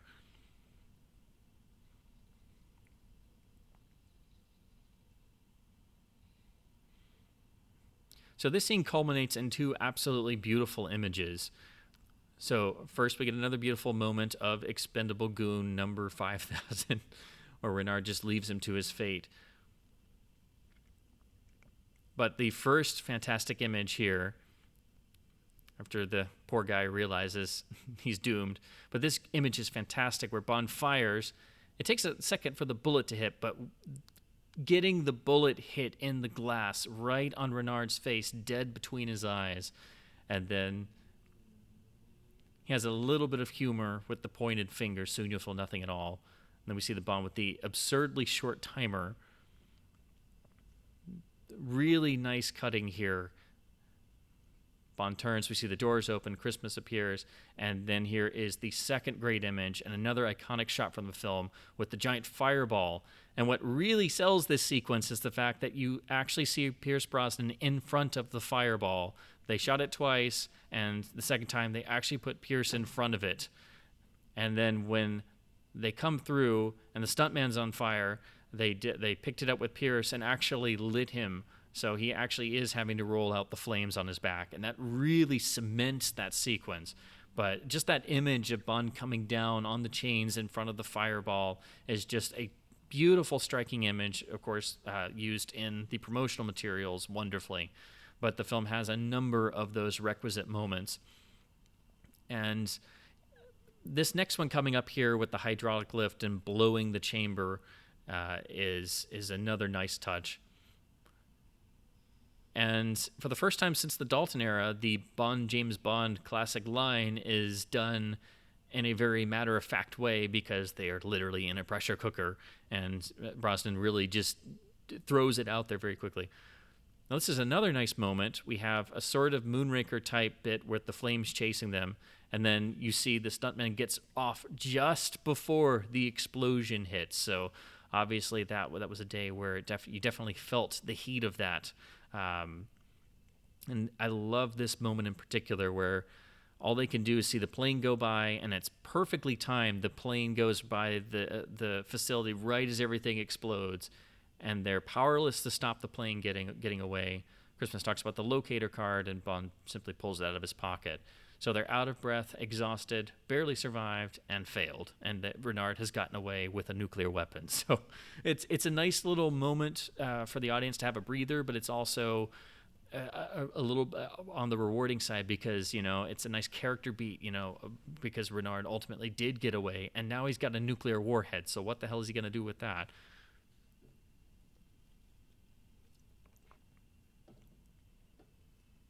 This is another nice moment to look at on repeat viewings because, again, you can see Elektra now manipulating M and MI6, and she is manipulating the obvious maternal feelings that M has towards her.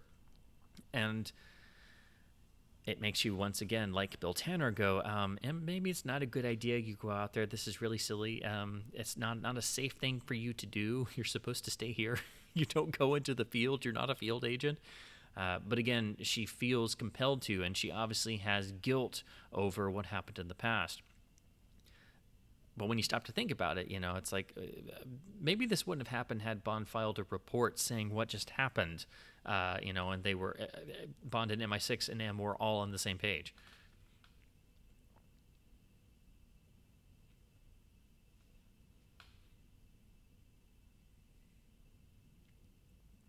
This is a nice little touch where Bond breaks in and knocks out Gabor, Elektra's bodyguard, and just lets out a nice, pithy surprised. So this becomes the confrontation scene between the two. You can tell there's an added edge. Bond has an anger here. You can see it in how Brosnan he enunciates every word. He puts an extra bite into every word. And he lays out his case, as it were, because now he has convinced himself of his theory that Elektra has Stockholm Syndrome and is in league with Renard, but is under the false impression that Renard is the mastermind and all of this happened during Elektra's kidnapping. But in doing this, he has misread the actual events. He hasn't taken the implications of their linkage to the fullest extent, which he won't do, and the audience doesn't do until the torture chair sequence. But you can sense an anger that Bond has, that he has been betrayed in a sort of way, which is directly out of Fleming's characterization of Bond and exactly how the character would react.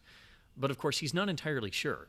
And that's what adds an extra layer to this scene, because Elektra reacts, she gets emotional, she slaps him across the face, and she realizes what Bond has been up to. And then, even alludes to, "You made love to me, what, to pass the time while you waited for him to strike." That MI6 has played her again and used her for bait a second time. She's been manipulated once again. So this is to establish the idea that Bond is working off a theory. He doesn't have proof, and he could be wrong. And you can see that in his face, that he feels he's on the right track. He knows there's something not right about Elektra. He's known it all along, but he couldn't put his finger on it. He was entranced by her beauty and by her mysteriousness, like the rest of the world. But there was something that didn't quite fool him. That something that he picked up on, and now he has convinced himself that she has evil plans and is linked with Renard, but he doesn't know how, as he will tell M in just a moment. I don't know yet. Meaning that obviously he will get to the bottom of this irregardless. Nice little wordless moment as M charges in and just exchanges a nod with Elektra, and Bond is sort of caught there, almost getting reprimanded by his boss, because, he's obviously disobeyed his mission orders, although in a lot of ways M should be thanking him, because were it not for Bond following the leads, he wouldn't have found the Insider and Davidoff in the King organization, and he wouldn't trace Renard to stealing a nuclear warhead. So it's not like he was sleeping on the job. But it's very indicative of the relationship that's been developed between Bond and the new M, that he's able to voice his suspicions without having definite proof, and that he's able to convey the misgivings he has about Elektra and what's going on, and that he feels there's more going on beneath the surface, and that M responds to this and doesn't just completely ignore it. And you can see this stick with her. She's shocked at first, but of course, as the scene will go on, eventually she's left alone, and you can see by the end of this sequence in this control room, before Elektra reveals herself as the villain, you can see just a little hair of doubt appear in M. Just a little bit of what Bond was saying. She starts to consider the possibilities and the ramifications of that, and then she looks around and is like, "Oh, I'm alone now. This was bad. This was not a good idea." And of course, doing this in the oil pipeline is designed to completely throw off suspicion of Elektra in any way, to the point of having Renard actually kill 10 men. So we saw the body bags at the very beginning of this sequence.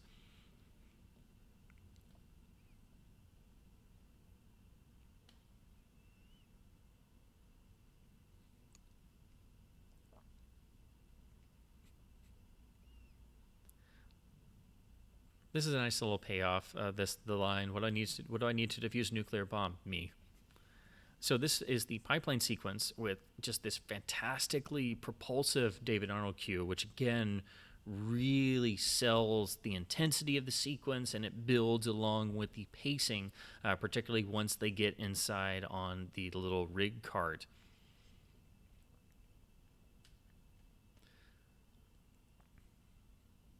What makes this sequence all the more impactful, this is obviously not the easiest means of transportation, and while it's maybe a tad unrealistic that these little surveying vehicles can get up to this level of speed, it's something that really does exist in the real world, so it is plausible enough. And using this speed does help sell the sequence. We get this sense of movement, again, really solidified by Arnold's score. but you can really tell the background. This is one of the moments in the film you can tell. Obviously, there is some CG usage in the film along what we had seen in, obviously, a tiny bit in GoldenEye, a little bit more in Tomorrow Never Dies. Here in The World Is Not Enough, and even in Die Another Day, you still have primarily a lot of model usage, but there are one or two spots here where the combination of elements, it does look a little bit hazy, and that's because, of course, they couldn't obviously do this inside a real pipeline with the actors at 70 miles an hour. But everything else looks fine. It's just, it has a slight weird look to it. Again, I have to admit, I absolutely adore this cue Arnold came up with. It's extraordinarily dramatic. Builds to this great moment. We get the wonderful visual of the two indicators joining on the radar map, which obviously is all that anyone can see in the control room. And the sequence builds further because it's now apparent that this was sabotaged, and Bond is having to piece things together. Now, this shot here of Elektra going around the room and looking around, it's starting to give the game away, because in just a few moments, she will reveal herself as the villain. But what I really enjoy about this sequence is, we have the gag here about Christmas having to defuse a nuclear bomb while at speed. Life's full of small challenges, but Bond starts to piece together there's a bigger plot going on. This ties into his suspicions of Elektra. He sees the strip screw heads, and then when she removes the plutonium, we get the whole bit about half of it's missing, the bomb can't go nuclear, and then obviously this is simply designed as a ruse. And the payoff is that Bond decides to let it blow and risks life and limb to make Elektra King think that she has been successful. It is Bond using his ingenuity, and that is how he is trying to dismantle and learn more about Elektra's plot. I love this moment where he literally holds Christmas back and says, "Let it blow." And then, even though they have just mere seconds to get off, and obviously when they get off in the pipeline, when the explosion goes off, you would have to think that, they would have to be very far down the pipeline to not get hit by the blast radius. But I also love this moment of character. If you look closely, Bond takes the time to recover and roll over and cover Christmas with his own body. It's a nice little extra moment. It's a blink and you miss it thing, but obviously he cares enough about another human being to shield her from potential blast damage. And of course, because that was the only image they had in the control room, all M can presume is that Bond was dead.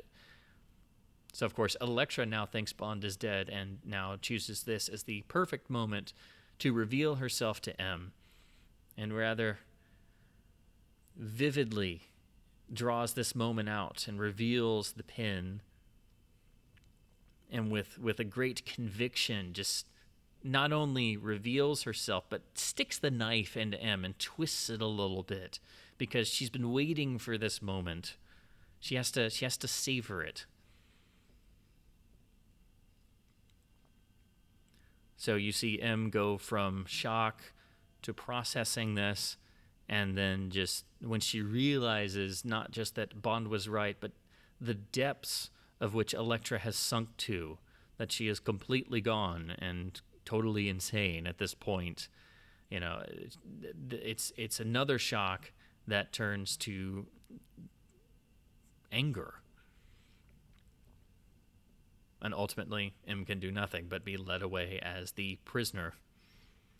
And of course, M being taken prisoner is an idea that really goes back to the first continuation novel after Fleming's death, which was Kingsley Amos's Colonel Son. And so Bond has to spend the mission trying to rescue M. I like this dialogue that Bond and Christmas have here, walking around in the burning wreckage of the pipeline, and Bond explaining his rationale. She did kill us. She thinks she got away with it. And we can see why he did what he did. And understandably, Christmas is a little bit pissed off at first, because it's like, I almost just died. Thank you.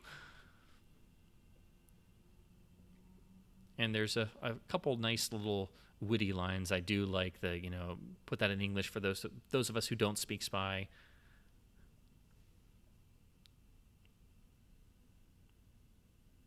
I like the way she delivers that line with just that nice little bit of spunkiness. And unfortunately, after this point, after this scene, actually, the rest of her moments in the film, she's just kind of there in a perfunctory role. So again, I just feel as a character, she doesn't have anything to do, which is unfortunate. There's a little bit of her, explaining the ins and outs of nuclear weaponry, but I also really like that this moment here, where she has the line, avoiding those kinds of questions, just like you, throws it right back at him. Bond processes this, and then interestingly admits that he overlooks something.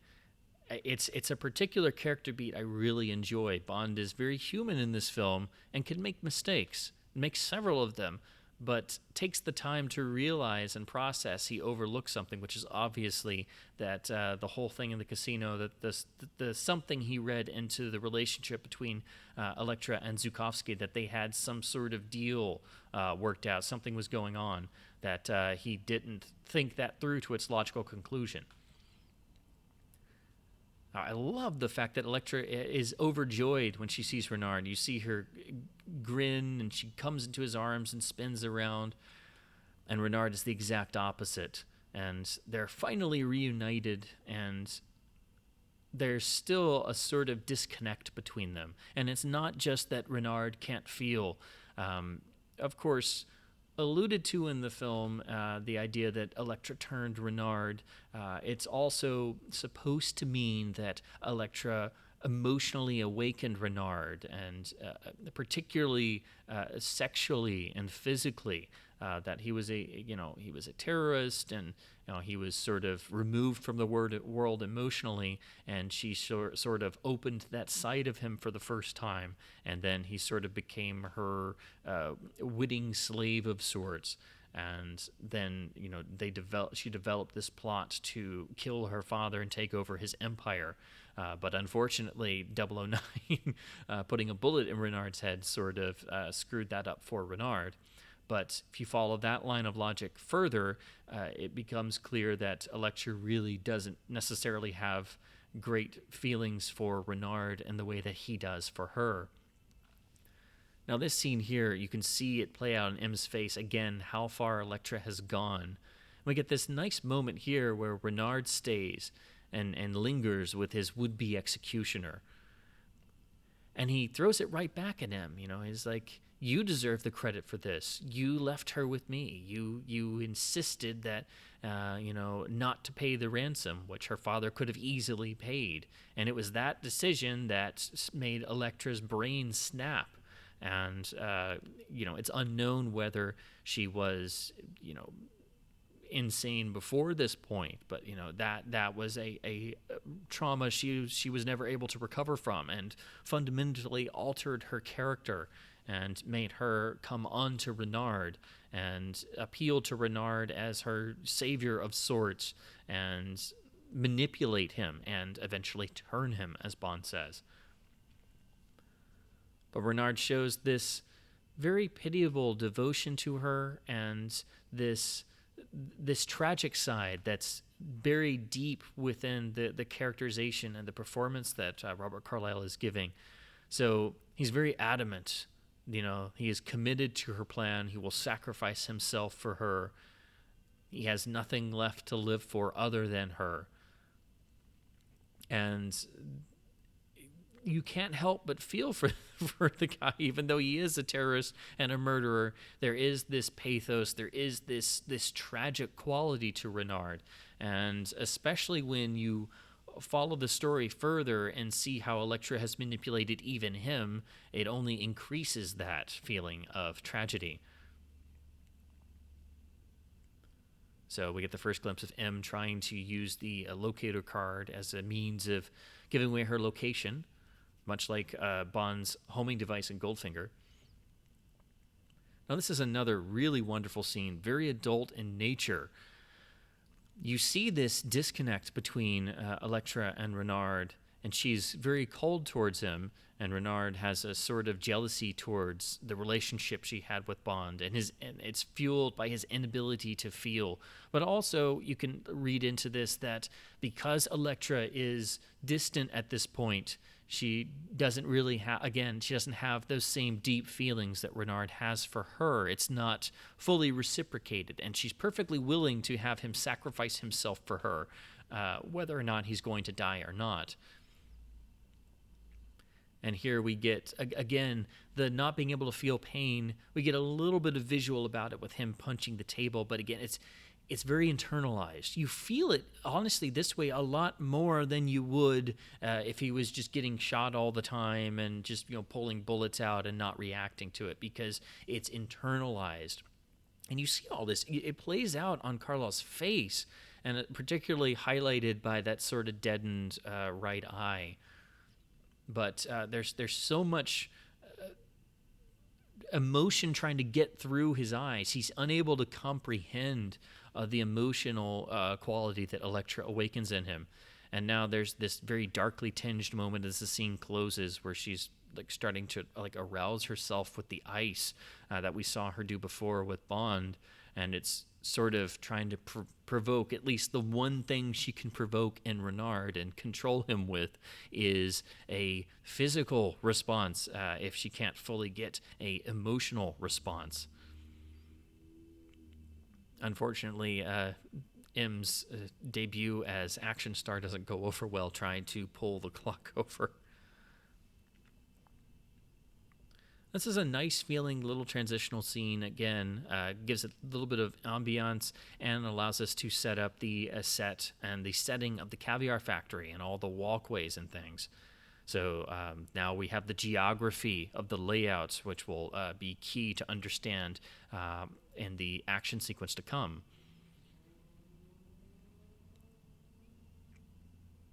So if you hadn't had enough Zukovsky, now you get to see him grumbling about his day-to-day business operations, which are just delicious and wonderful, and you wish you had more of them.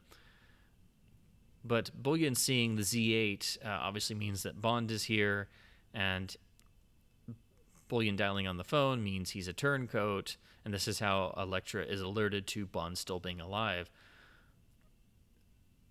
Although it might be a little bit of a leap of logic, okay, Bullion sees a BMW. He can't possibly know for sure it's Bond's car, but he just automatically assumes. A nice little bit of distraction. Again, a little flash of the living daylights. Bond using a beautiful woman to distract someone coming in so he can get the drop on them from behind the door. Can't you just say hello like a normal person? I like the little bit of business here with the poor, unfortunate guy working at this place. Get lost. No, out the back. And I like that Zukovsky throws Bond's relationship with Elektra right back at him, but Bond completely steamrolls past that and has to use holding Zukovsky at gunpoint to actually get information out of him. He has to get a little bit rough with him to actually get through the sort of performance Zukovsky gives all the time and relay the seriousness of it. And, of course, we hear the helicopter starting to come in, and they start yelling over the noise eventually because it gets so loud, because now they're right on top of them. So now the saw-bladed helicopters are going to come into play for the action sequence. So, of course, since we've seen them before, that sets them up, and so we know they're going to pop up somewhere else. And it's a remarkable image and to just think about and being confronted with something like this. So you can see why, again, Michael France would have put this into a script originally.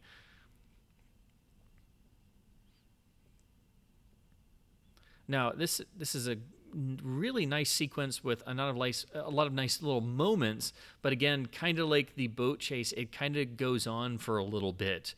I think it could have been maybe trimmed a little bit here and there, and I definitely think it was, because there are one or two moments where I think that they removed an extra beat or two, but it doesn't go on quite as long as the boat chase, obviously, but it does go on quite a little bit that you start to kind of question how much longer this going to go on.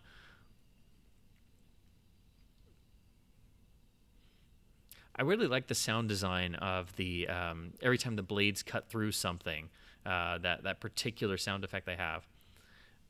What's cute about the setup with the Z8 here is we get an improvement on the remote control 750. Now it's built into Bond's ignition key instead of the Ericsson mobile phone. But this is setting up the idea, we're going to get this fun bit with the car, and he's going to use the missiles and, drive around and have a little car chase, but with helicopters. But of course, that is not what we're doing. It's a bait and switch, because the other helicopter will obviously cut the Z8 in half from behind. So it's setting us up for a car chase that we don't get. It's a nice little reversal, but it's done as a sort of cute gag and paid off with the Q's not going to like this line. Obviously, it would be much easier for Bond to destroy all the helicopters with his seemingly nice little arsenal of missiles inside the car, but it is not to be that easy. What I like about this scene is that the Z8 gives out like this death scream with its indicators, and we see the turning signals flash as it's being cut in half, and it gives off that one last little chirp as it collapses into pieces. Zukovsky gets to enjoy the joke at Bond's expense.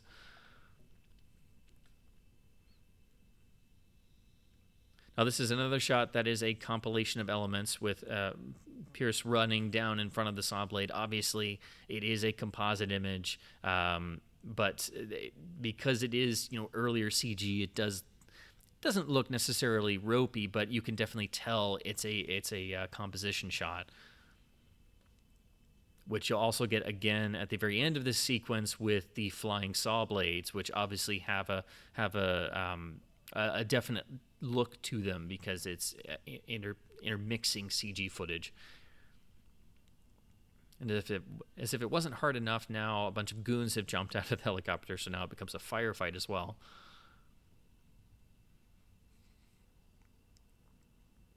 And key to any Bond sequence to give it that identifiable Bond twinge is you need big moments. We have the slide, and then we have this great shot of jumping in front of the flames, which again was used a lot in the marketing campaign for the film.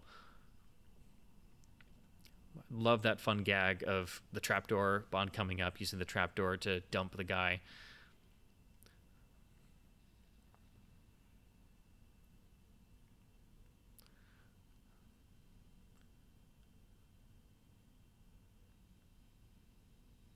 If you look closely there in that shot, Bond is holding a submachine gun, and then the shots before and after, he goes back to the P99. So it leads me to think they did trim just a little bit out of the sequence when Bond is holed up there.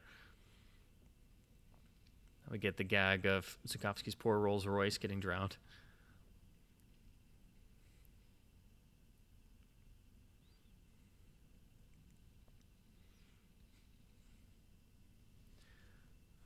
But what makes any action sequence in a Bond film identifiable as Bond is, again, you have to show Bond using his ingenuity. So here, using the gas main and the flare gun to take out the final helicopter is much more satisfying than using a Q gadget on the Z8. So we get a bit of surround fun with the saw blades flying around in the mix. And again, you can tell they do look a little bit different because, again, it is CG on the blades. But the payoff of the scene is Zukovsky here trapped in his own caviar, which is just a nice touch. And Bond keeping him there long enough until he finally admits enough information. So even though this is an interrogation, you can tell there's a fun behind the surface, and Bond has fun doing this. And even Christmas gets in on it a little bit. She cracks a smile and a joke.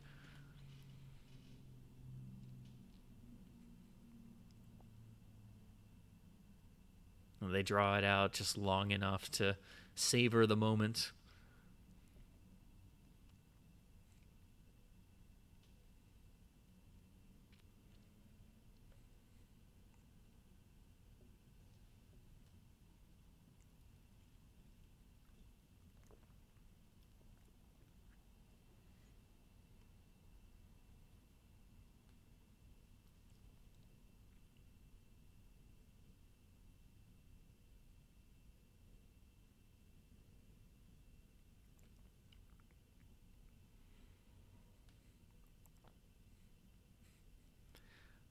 This is a fun little bit. Sorry, boss, I must have bumped my head.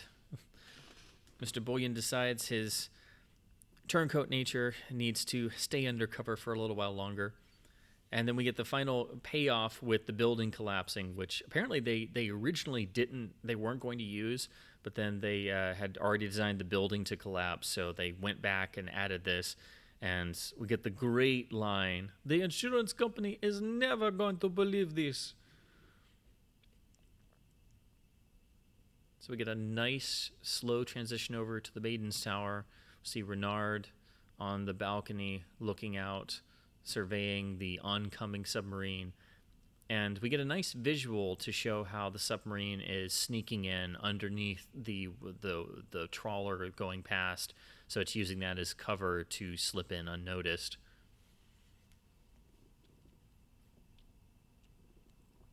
And of course, the gag of the plot is that they have made this deal to supposedly move some non-existent secret cargo for $1 million, but obviously just want the sub itself for its nuclear reactor.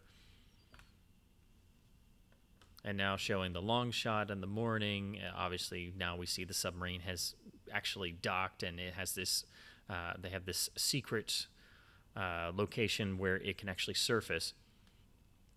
Now, what's interesting is we have all this great location footage of Istanbul, but actually the production was unable to really shoot there because of various conditions. So outside of the establishing shots, everything else you see is set or model work, or in the long shots it's got a lot of composites and things because they couldn't actually shoot in Istanbul as they originally planned. After this sequence in particular, once the bomb goes off, there was going to be an extended foot chase where Bond is chasing Bullion around. It's in some of the script drafts, and they wound up cutting that probably for time, budget, and the fact they couldn't shoot in Istanbul. And I mean, you don't really need it because immediately, they get captured at the end of the sequence anyway. So that's why they just immediately go outside and get captured. But originally there was a much more extended and convoluted chase process. And that actually even turns up in the video game adaptations, ironically enough.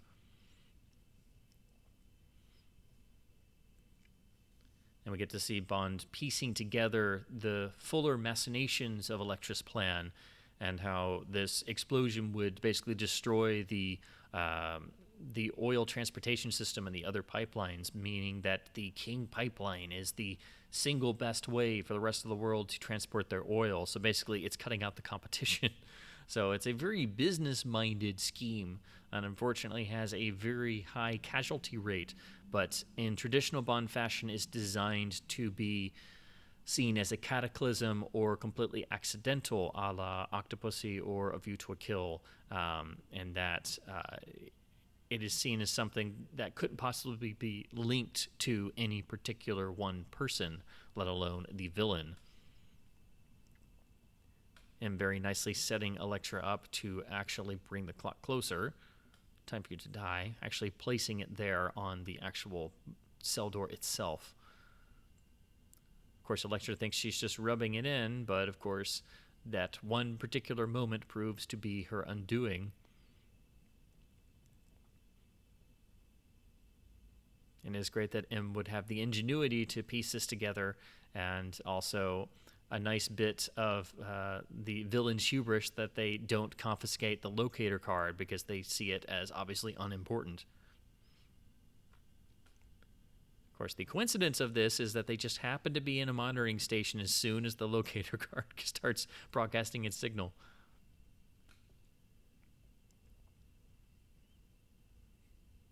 And of course, if you look at the background of the sequence, it's very amusing that it is populated and personalized by a lot of pinup photos. So even there on the board, you see those. It's a nice little bit of extra ticking, although that's the typewriter behind the bomb. But it's already giving you the idea that he's left a suitcase bomb. So we get a little bit of misdirection. We think Zhukovsky is already dead. Again, originally here there was an extended chase sequence, but they have gone ahead and dropped that. We get a nice fun reversal where Bullion is able to throw back the "After you, I insist." So you can tell he obviously was waiting to savor that moment.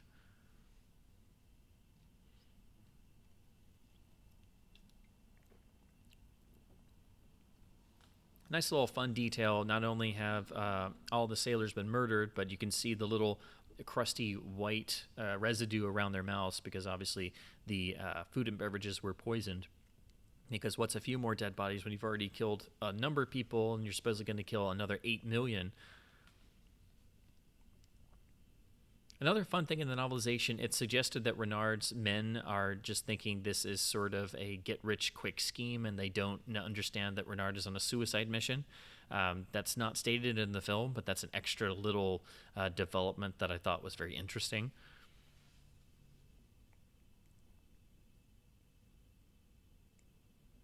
Just like Electra was supposedly happy to see Renard, you can tell she's enjoying the anticipation of torturing Bond to death. So this is her final goodbye with Renard, and you can see there's this still a sort of distance between them that Renard is picking up on, and he assumes it's just her saying goodbye.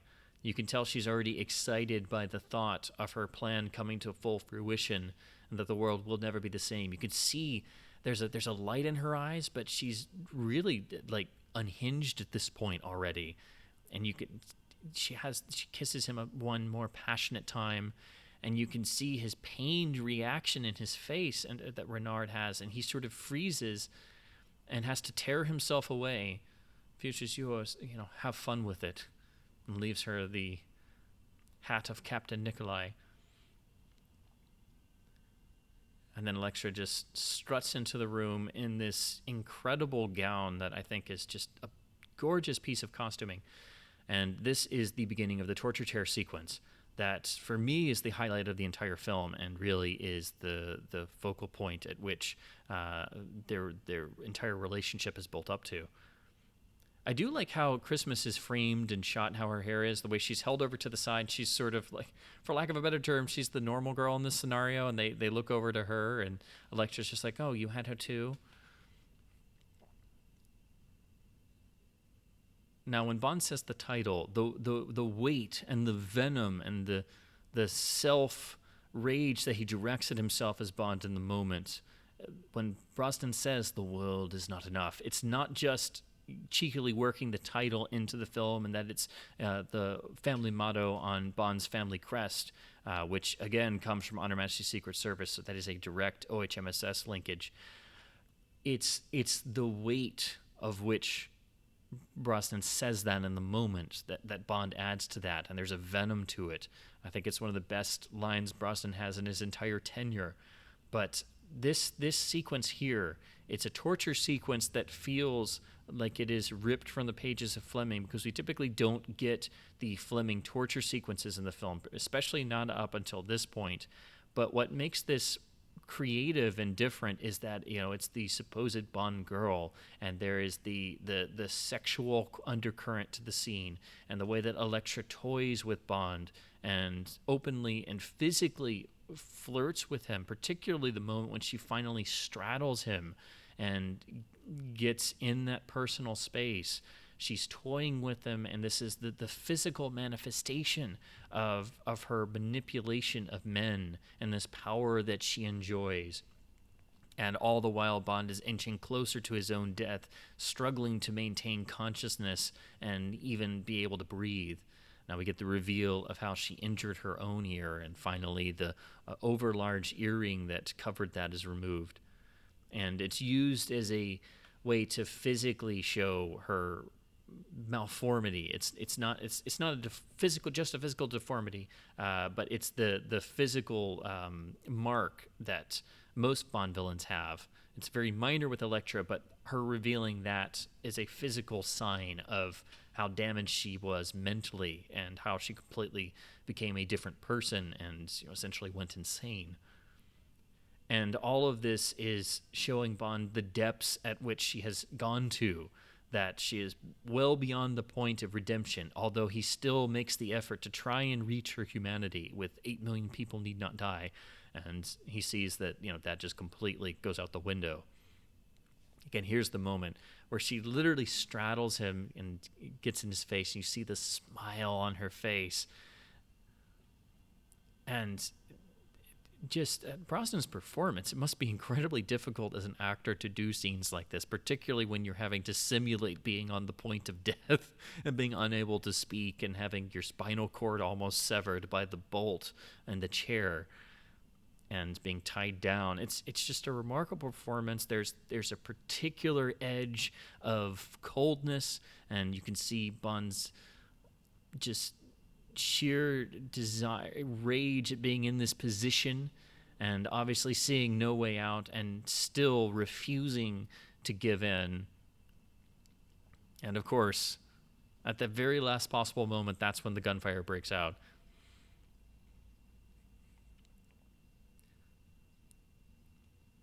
But that particular scene for me is the highlight of the entire film, and really what it's been trying to do the whole time. So we get the fun gag here of the duplicitous Mr. Bullion finally realizing he did choose the wrong boss. I do feel it's a shame that they did kill off Zukovsky, because he was such a fan favorite character, and Robbie Coltrane just has so much energy in the part, and while it is a nice way for him to go out and a nice ending to his relationship with Bond, it's just a shame that obviously he would never be around again to be in another film.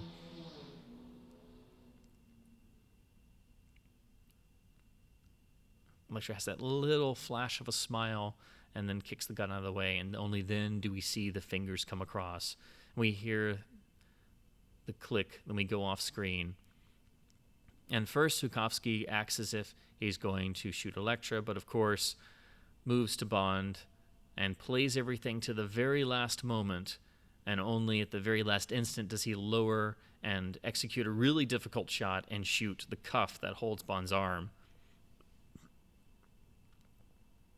And we get the nice final nod, and Bond is unable to acknowledge it, but he does in his gaze, and they each know what each other has done for them, and that, you know, Zukovsky has saved Bond once more, and Bond still owes him one.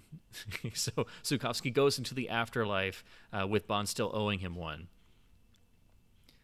If you think about it, Bond did have to wait for the particular right moment and grab Elektra just at the very right instant, you know, to stop her from turning the last screw. And you see when she runs away, she has that little smile comes back, and she's running around almost childlike, and she calls down the stairs, you know, and she's taunting Bond again like a petulant child.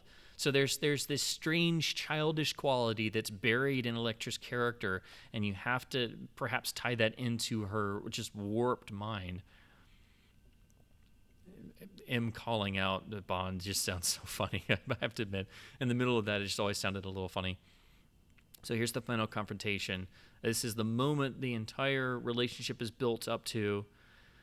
And, you know, ostensibly Bond should just go after the sub at this point, but he is trying one last time, because if Elektra does call Renard off, Renard would listen to her because he is devoted to her. So there is one chance that all this could be stopped, that Bond could possibly reach something in Elektra. And she thinks that she can manipulate him once more. She thinks that, you know, he couldn't possibly act against her, but this is where she fatally misunderstands Bond's character, and that he can't be reached in that way, the way that she reached Renard. She tries to insinuate herself into him once more, and then coldly tries to order Renard on. Now, the thing I hate about this is that they undercut the emotional quality by the music sting and by cutting away so fast. So Bond does feel the weight of this, and we see Brosnan go over and look at her, you know, her corpse and brush her hair, and this is reminiscent of the way that Bond leaves Paris's body in Tomorrow Never Dies. But you really needed a moment of Elektra realizing her death. We needed an extra beat where she's not fully dead yet, and I feel like we needed some extra time there. Bond, of course, immediately doesn't have time and jumps out and does this incredible swan dive, as only Bond can do, right after that very emotional moment.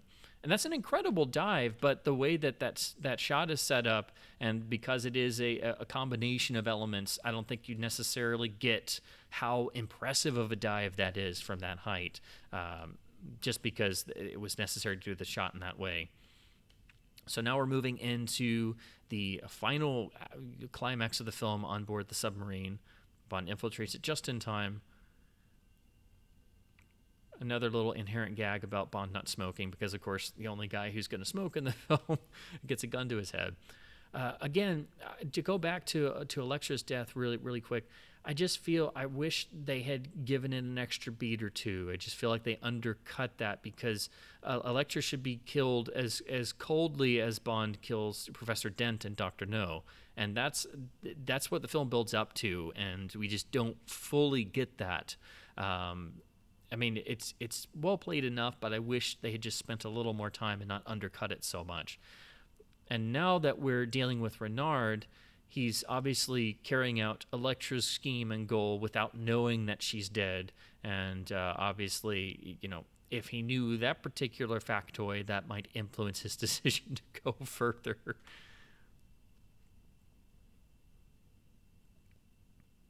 Of course, Bond's experience in the Royal Navy did involve submarines, and obviously he would know his way around a sub, but the only thing I've always wondered is when he decides to go in the control room and manipulate the controls and everything goes wrong and they go down instead of up, you would have to wonder why a commander in the Royal Navy would make a mistake like that. But obviously we're meant to think that, in the firefight things got smashed and it obviously all went to hell.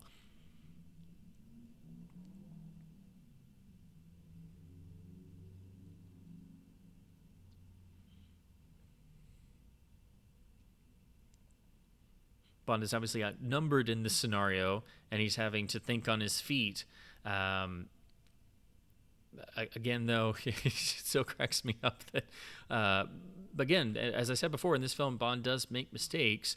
But I think we're supposed to believe that the sub is going up at first, but in the middle of the firefight, things get messed up. So then, obviously, the course is reversed here when the panel gets shot. But again, that was Bond shooting the panel, so that's what causes the sub to go off level. And since it's now smashed, we get this nice little exchange. We're going up then, slight miscalculation.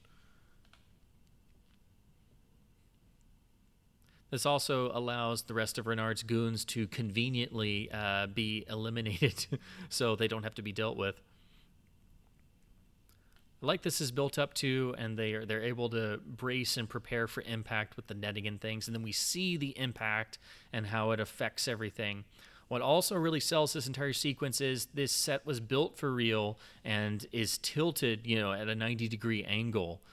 So everything is physically manipulated, and it's not just turning the camera on its side. We get this nice build up, and the engine has been turned up to maximum at the last moment to further the impact.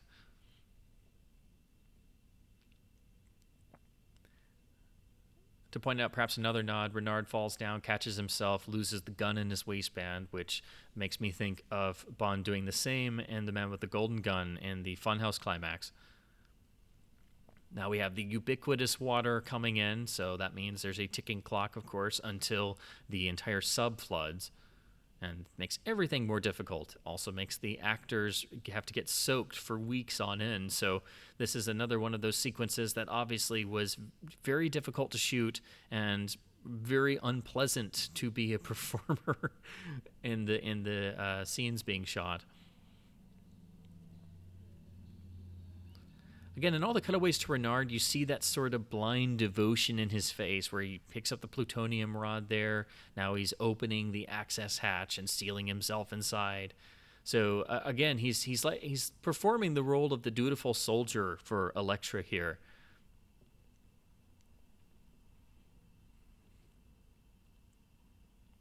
Now, this is perhaps a very desperate maneuver to try and get in, this whole notion of using the escape hatches and holding one's breath until you can get inside the other one and then essentially break in.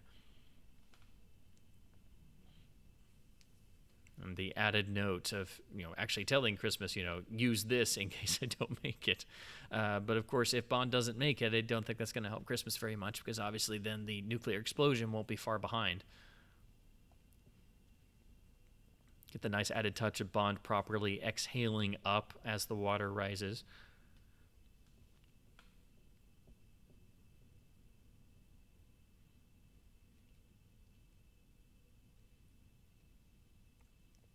Already setting up the water coming in faster and more as we hear the noise, and the water level increases.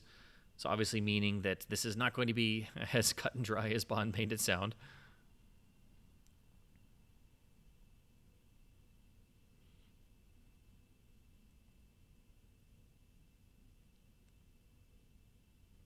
What's interesting about this as a climax is, of course, even compared to the last two films, it's much more intimate.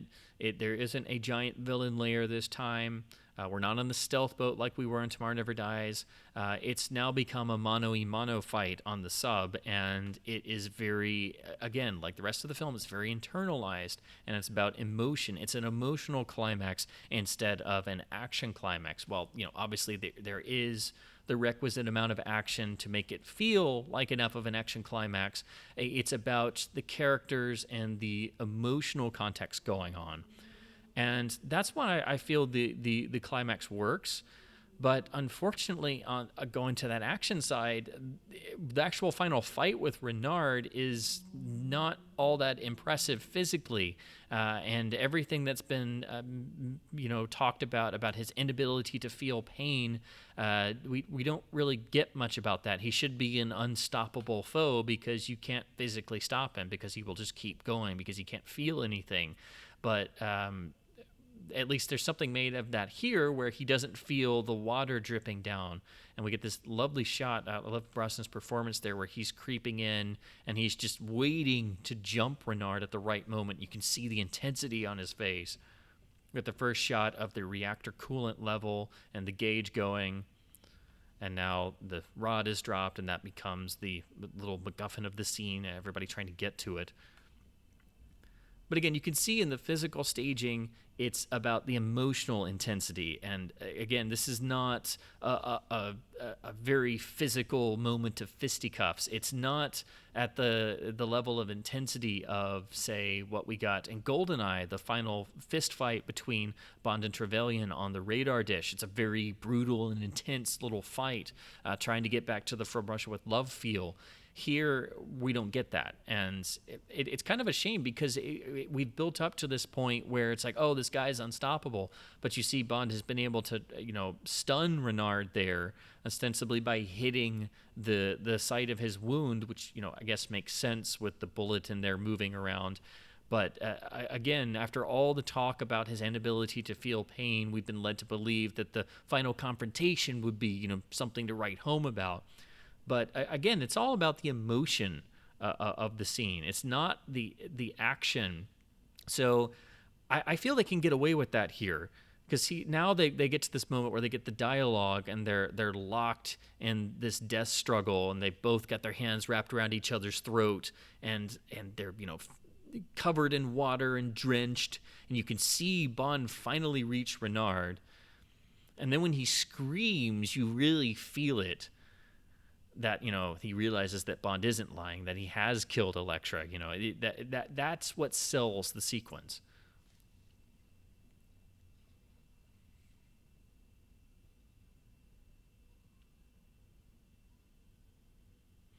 Get the nice extra beat of Bond knocked out of the way. Renard locks him away, and then he picks up the plutonium rod and holds it almost in front of Bond to confront him with, he's still, now he knows Elektra's dead, well, he's still going to go through with it anyway. Of course, not only is he going to die no matter what, but he has nothing left to live for, except for perhaps, I suppose, fulfill Elektra's final wishes. Now this little bit with the compressed gas hose is the only means of which Bond has at his disposal, and David Arnold's score kicks in with a bit of propulsion. Of course, this happens as soon as we go into the red zone on the meter.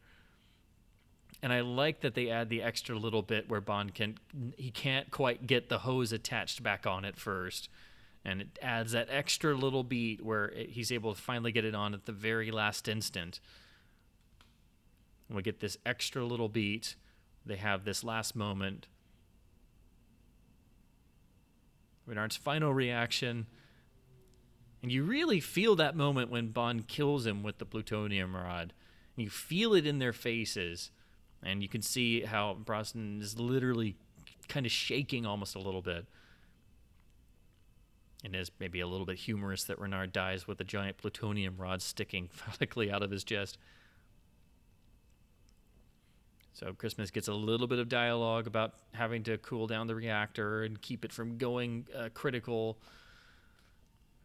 But ultimately that's proved to be fruitless, as they're just going to escape.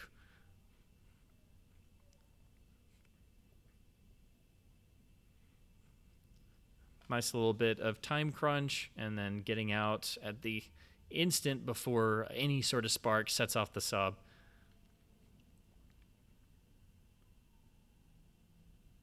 Dramatically using a torpedo tube, and always feels dramatic. And again, that's a "you only live twice" flourish. What I love most about the ending of this sequence is they do all this and they've saved the world and no one has any idea, and they just come up in the middle of the sea, just two people floating around. They wave at the little tourist boat and just get left, after all that they've gone through, and it's just like no one is any the wiser. So I enjoy how that plays out.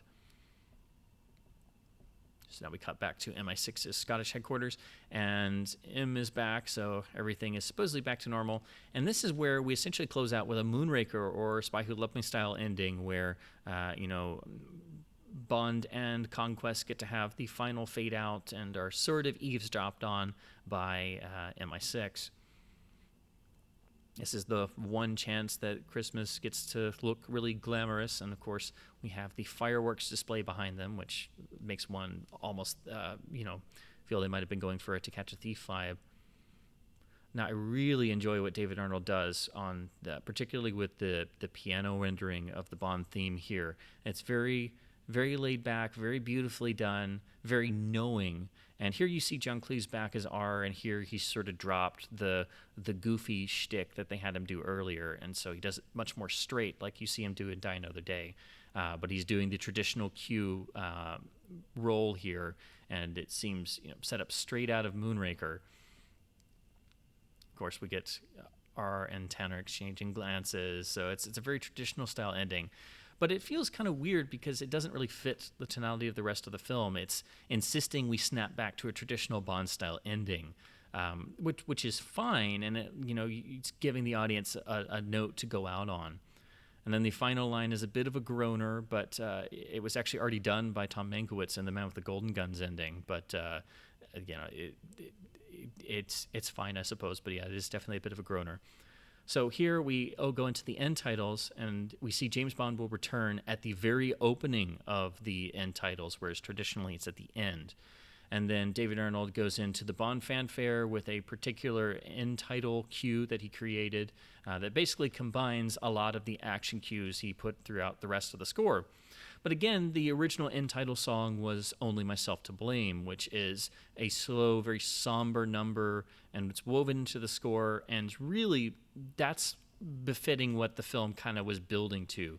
It was a film that should end with Bond alone and contemplating the coldness of not just his profession, but also being an assassin and being the ultimate loner, being the outsider, and living with his personal demons. And now added to that would be the ghost of Elektra. That would be something else to haunt him for the rest of his days, and the guilt, of killing her. So that's what the film's building towards. And so by having that snapping back to that traditional style Bond ending, it's fine, but it's kind of unsatisfying because, if you wanted to be experimental and you're pushing for that, you really need to follow through on that.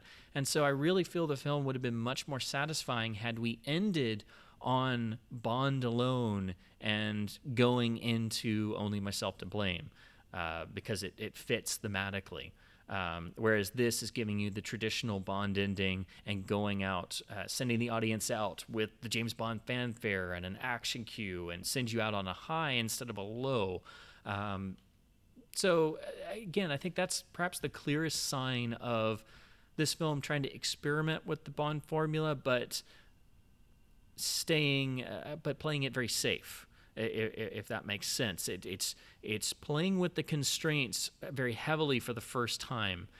This is something that License to Kill did as well, but I think was much more successful at making it fully realized and not making it so obvious that they would keep the formula as a basis. Here, I think it sticks out a little bit more, particularly highlighted in that ending being essentially a riff on the Spy Who Loved Me or Moonraker style ending. But again, it's a film that is very rewarding. It's all about character. It's very introspective.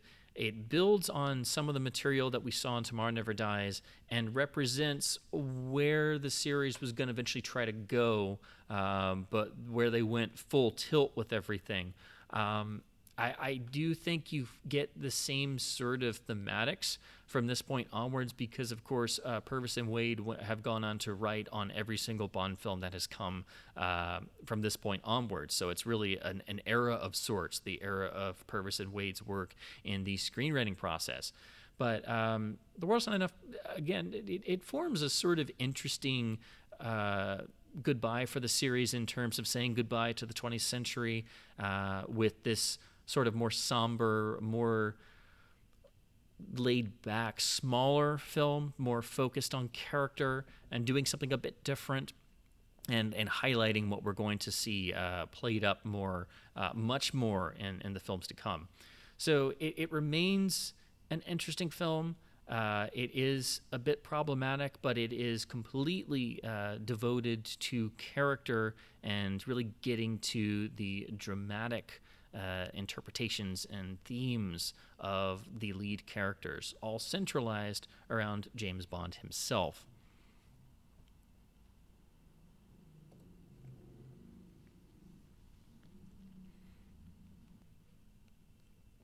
So that ends the film, which not only was Bond 19 and the last Bond film of the 20th century, but also was done in the 75th anniversary year for MGM UA, and technically was the first film fully released as a Bond film by strictly MGM alone and no longer with the United Artists name anywhere. The film was very successful. It did get a very decent, very good and warm critical reception at the time, particularly all the critics picking up on the focus on character and trying to freshen up the franchise at the time. And while it maybe didn't hit the same heights that GoldenEye did for relaunching the series, it proved that Bond was still viable and would go into the next century with success to continue. It is a film that I think the more you study it, the more you can sort of pick apart. And again, I think you can pick up on some of the defects and particularly in the plotting and trying to understand the machinations and the background more fully. I think you can be left with a lot of questions in a number of ways. But I think the primary strength of the film is the focus on character, making the story much more intimate, and particularly focusing on the primary three characters of Bond, Elektra, and Renard, and the sort of love triangle that forms between them and the interpersonal relationships of all of them as characters. This is furthered by the fact that, of course, both Elektra and Renard have multiple aspects that are revealed over the course of the film. It's not just that Elektra is revealed as the villain, but it's that Renard is revealed as the secondary villain and is deferential to Elektra and has that pathetic, tragic element to him. So he starts out as being very ominous, and then eventually audiences form a sort of sympathy towards him in a very strange way. This is developed over time. So it's very multifaceted. It's very fascinating. And in fact, it's so fascinating, I wish there was more to go on. I want more from Renard and Elektra every time I see the film. I want more from these characters. And honestly, I wish that there was even more focus given to these characters. And I think it's also heightened by Michael Apted's direction of the main first unit scenes, and he being such a well-known director for character pieces, and again the Up documentary series, and coming from that sort of background, I think he was the perfect person to tap for the directing job, to try and fully or better realize what Pierce Brosnan was going after in these films, and that he wanted things to do. He wanted to sink his teeth into real dramatic material, and to not just do the traditional Bondisms without a dramatic weight, that he wanted to do something different, and he wanted to really, as he would put it, and did many times, peel back the layers of the onion. But I think the key distinction, though, with that is you have to do that without destroying said onion. There's a reason why we don't ever learn too much about Bond. We don't get the full extent of his characterization that Fleming gave him in the novels, but occasionally we get more flashes of his humanity. But if you reveal too much, if you simplify Bond too much, and you explain every last little thing, it removes part of the magic of the character. So the trick is how to give those tantalizing glimpses, like Elektra does in her manipulation of Bond, and giving the flashes of her humanity to draw him in more. The problem becomes, how do you do that as a writer and director and as a production? How do you make Bond feel fresh and still be Bond without messing with the core of the character too much? And that's a very slippery slope to walk upon. I personally feel they've gone way too far in the modern era. Once they hit the reset button, I think they really took that and ran with it and went way off course and really did the character a disservice. But here you can see the first inklings of that really come to the fore, I think, in The World's Not Enough. And it's where they're finally taking this over the course of a whole film, but again, they're playing it safe, and it's a film that needed to end on a darker note. It needed to be a downer of an ending. Bond needed to end up alone, and we needed more dramatic weight from his basically his execution of Elektra, because he does kill her in cold blood, and you needed something more along the lines of Bond's betrayal being manifested with the classic line that Fleming gives as the closing line of the Casino Royale novel, because there Bond feels betrayed by Vesperland, and we close that novel with the classic line, "The bitch is dead now." You needed something like that to show how much Bond had felt betrayed, because the pitch for the film was, Bond thinks that he's found another Tracy, but what he's really found is another Blofeld. That was Purvis and Wade's approach, and that was their pitch, essentially. And it's a perfectly fine idea. It was technically done already in a sort of way in John Gardner's second James Bond novel, For Special Services, where the character of Nina Bismacher is revealed to be the illegitimate daughter of Ernst Stavro Blofeld. And that was a complete reveal in that book, handled actually quite well. So it's not like it was an entirely new idea to the series, although the films have never officially adapted any of the continuation novels. They have seemingly pulled a few ideas here and there, but we have already had a Bond girl revealed as villain in one of the continuation novels. So it has been done before, and if you're interested and you haven't read any of Gardner's books, I do highly recommend checking them out, and you can read For Special Services and see how Gardner handles that there, and then maybe compare it to how it's done in the film with Elektra. I do find Elektra and Renard fascinating characters. I think Sophie Marceau and Robert Carlyle give incredibly fascinating performances. And again, I'm so invested in them and Bond and all the things that are going on that every time we cut away to the action sequences, again, I think there's a disconnect and a sort of disjointed feeling. It's like we put all of the intense character stuff on pause because we got to have a bunch of explosions. And that's not to belittle the action scenes. They're handled very well. They do have iconic moments in them. The boat chase is iconic down the Thames. There are great iconic moments in the Caviar Factory sequence. Personally, I think the best action sequence in the film is probably the missile silo sequence, because it's cut a bit more rapidly, and we see Bond having to piece together what Renard is doing there and the bomb getting stolen, and it builds from there. And then we get the explosions, and Bond has to get out of there with Christmas, and they obviously don't have the usage of the main entranceway. So I hate that it doesn't feel as cohesive between the first unit and the second unit as honestly as Tomorrow Never Dies did. And while Tomorrow Never Dies doesn't have that same level of intensiveness in the character moments, it hints at that. It has flashes of it. I think mostly with Carver, and it's trying to do that with Paris, but the script just wasn't finessed to the point of really selling that. Here, they do that a lot more, and it is better handled, but it just always leaves me wanting more. And the more I rewatch the film, the more I think about it, the more I muse and ponder over it. Honestly, I feel like Bond in the film. I'm always musing over stuff in the film, as Bond does.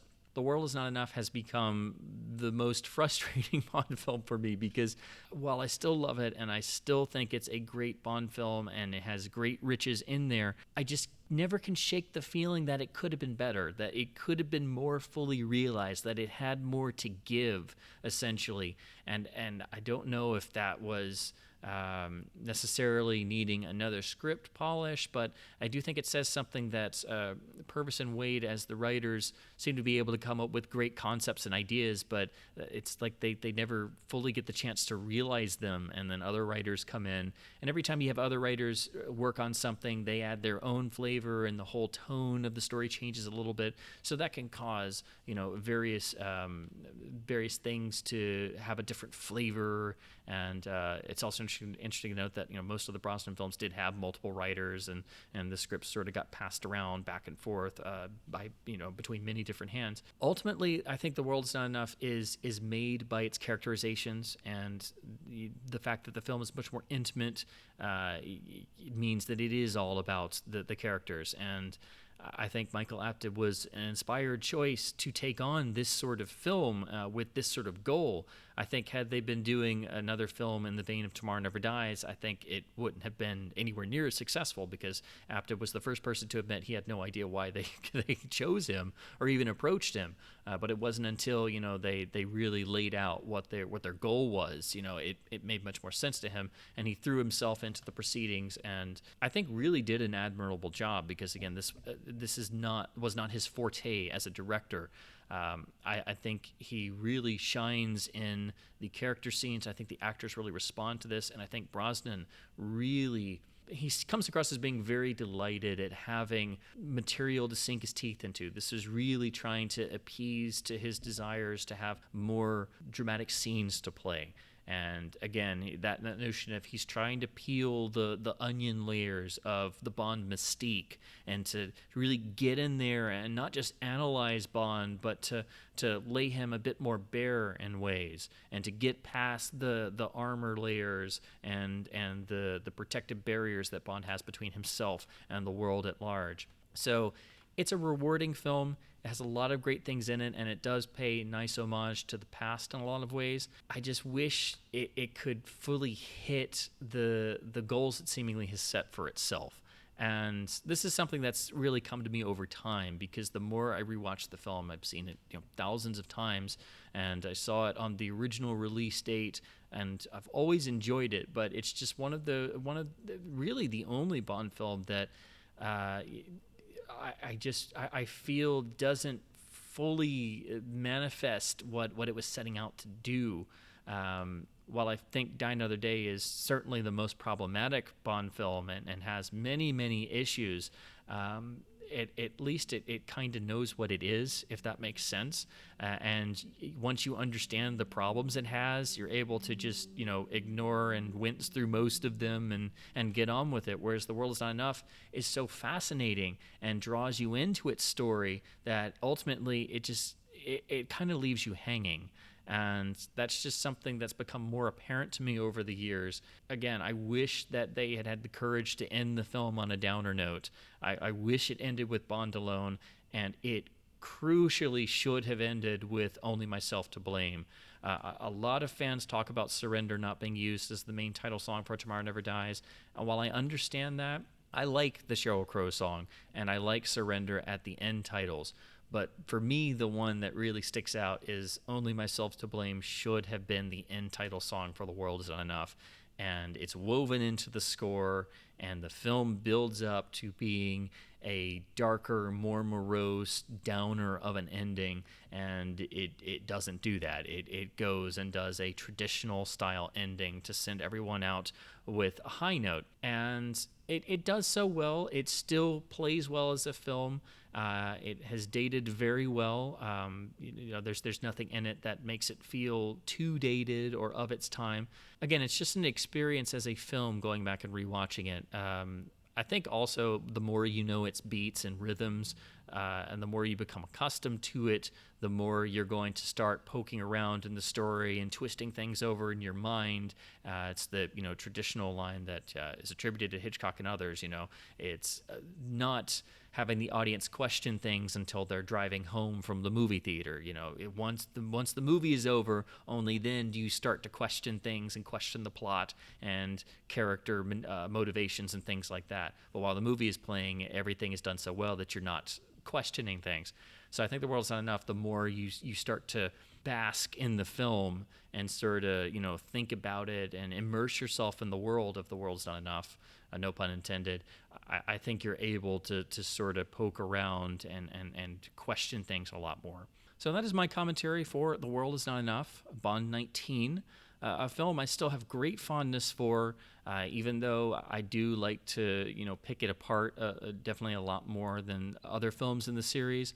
I think it's rewarding to do that, and it's made me appreciate elements of the film even more that I already enjoyed, even though I am questioning a lot of things, and there are some elements that I wish were different or maybe lived up to the promise of being a bit more introspective and experimental a bit more than what we ultimately got in the final film. But it does have the requisite Bond style and polish, which I think definitely helped having Bruce Fierstein come in and do the final screen drafts, because again, he really had the Brosnan style down after his work on Goldeneye and Tomorrow Never Dies. And I think it does show that he didn't do any work on Die Another Day, because I think that was an aspect that was sorely lacking in that film. But that sort of sets up where I will go with my next commentary track, when I will return with my musings on Die Another Day. Again, I really appreciate you sticking with me. If you've stuck through this whole commentary and listened to me babble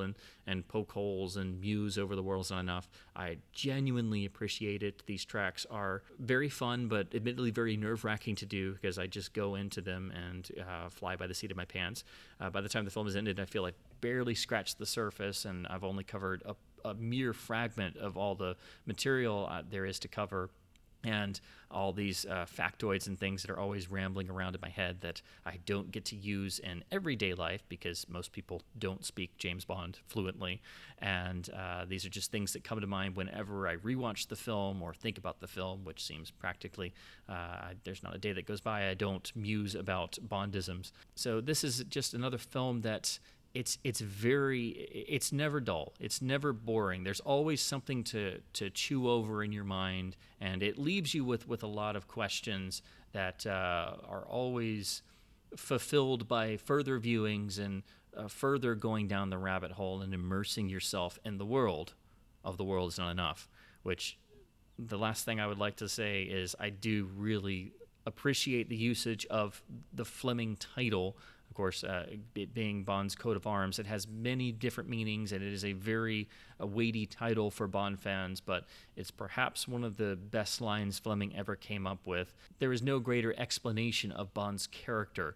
There's a reason why it's his family motto and why it was chosen. Because for Bond, the world is truly not enough, and he is forever the outsider, the man alone who must and forever be alone.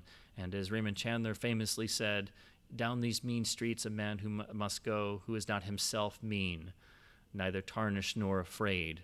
That is the character of James Bond. And so that is my commentary for The World Is Not Enough. Again, thank you ever so much for listening. And as always, I am very humbly yours, the Motion Picture Analyst.